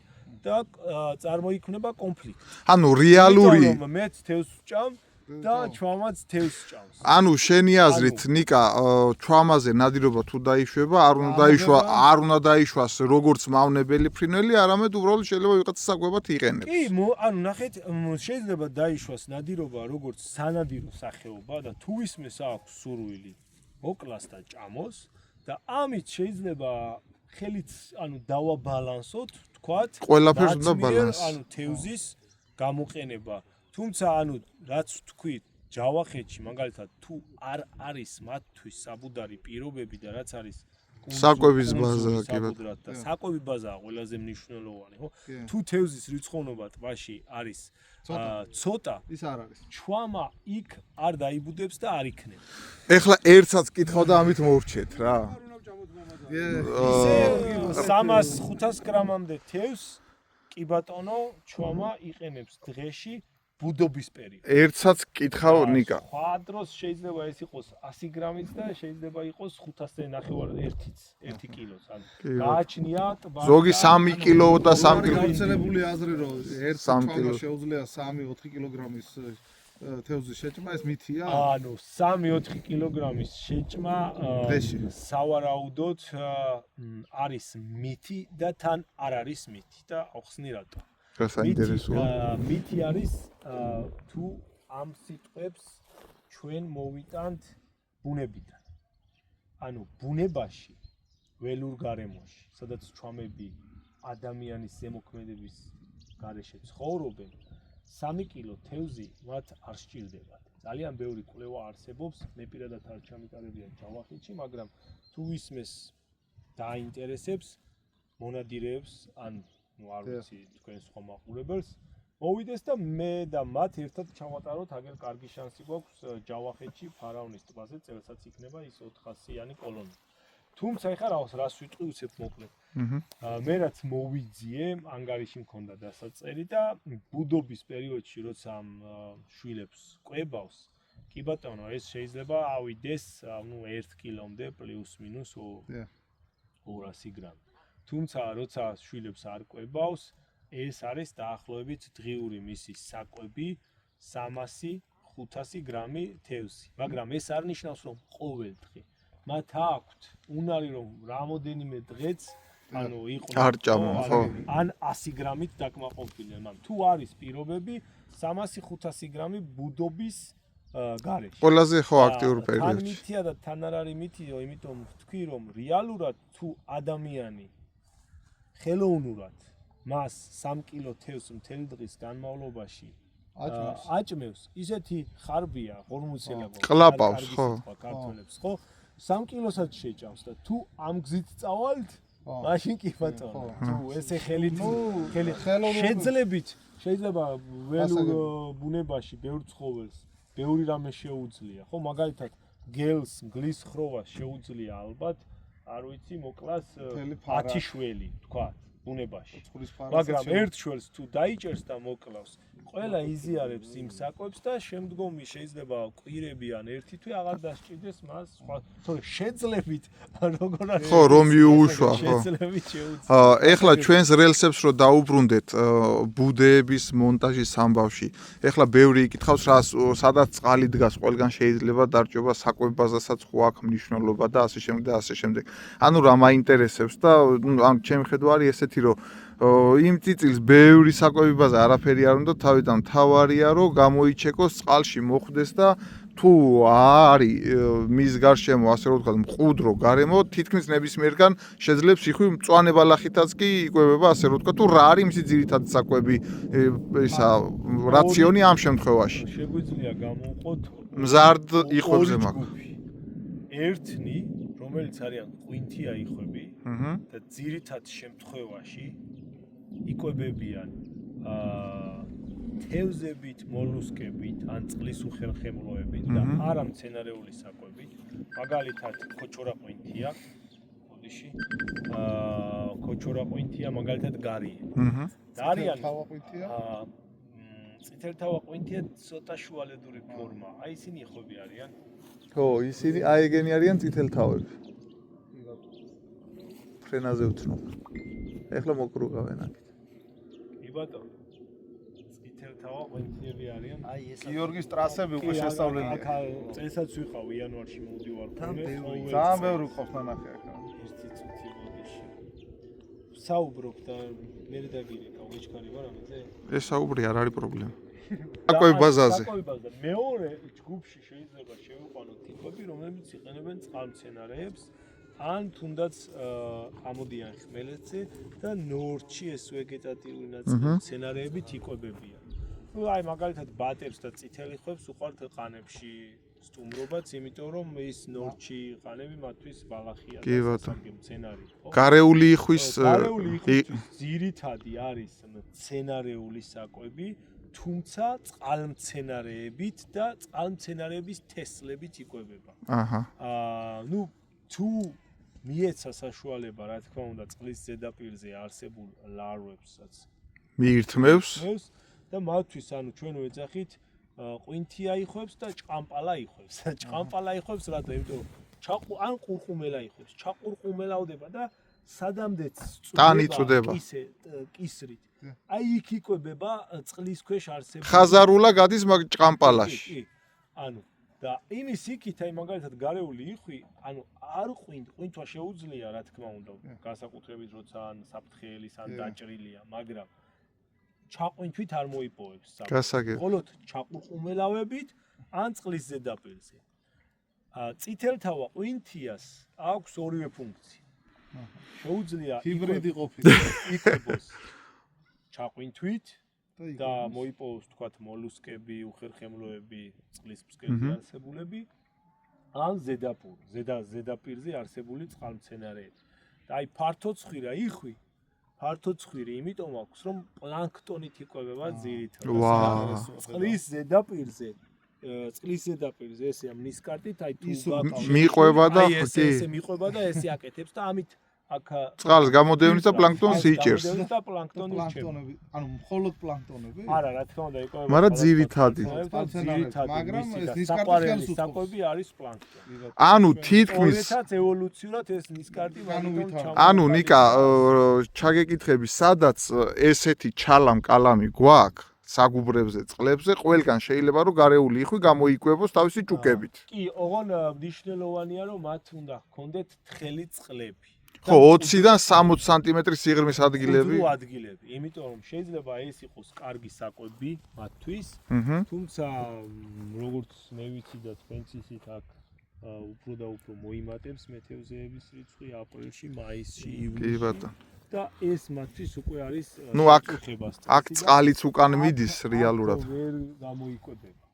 რომც კარგი საკვები იყოს მათთვის. ნუ შესაძლებელია ღამე დაზვერო ტერიტორიის, რა თქმა უნდა. გასაგებია. ნუ ახლა, ნუ რა ვიცი, დავზვეროთ, თქვენ უკვე მე როგორც ვიცი შერჩეული გაქვთ ადგილები და ბუდეები, ნუ თავსდება, რა თქმა უნდა. ხშირ შემთხვევაში ბუდეებს უბრალოდ სანაპიროზეც ათავსებენ, თუმცა ჩვენ შემთხვევაში სანაპიროზე არ გამოგვივა ორი მარტივი მიზეზის გამო.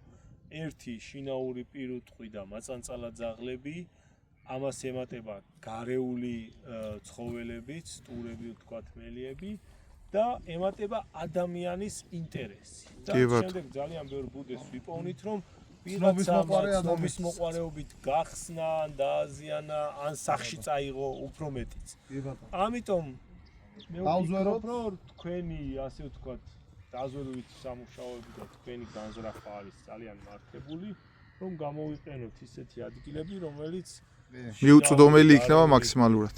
ცხოველებისთვის და ასევე ადამიანებისთვის მიუწვდომელები, თუმცა მის მიმდებარედ იქნება ესეთი ჩალიანი ან თხელი წყლები, სადაც შემდგომ იხვები შეძლებენ ყვებას, იმიტომ რომ და თავშესაფარს, იმიტომ რომ სადაც დავამონტაჟებთ ჩვენს ხელოვნურ ბუდეს, იქიდან არ უნდა იყოს შორი მანძილი საკვებ ადგილამდე და თავშესაფრამდე, იმიტომ რომ აი ეს პირველი დღე არის ძალიან მოწყვლადი, ადგილები სწორად გვაქვს შერჩეული.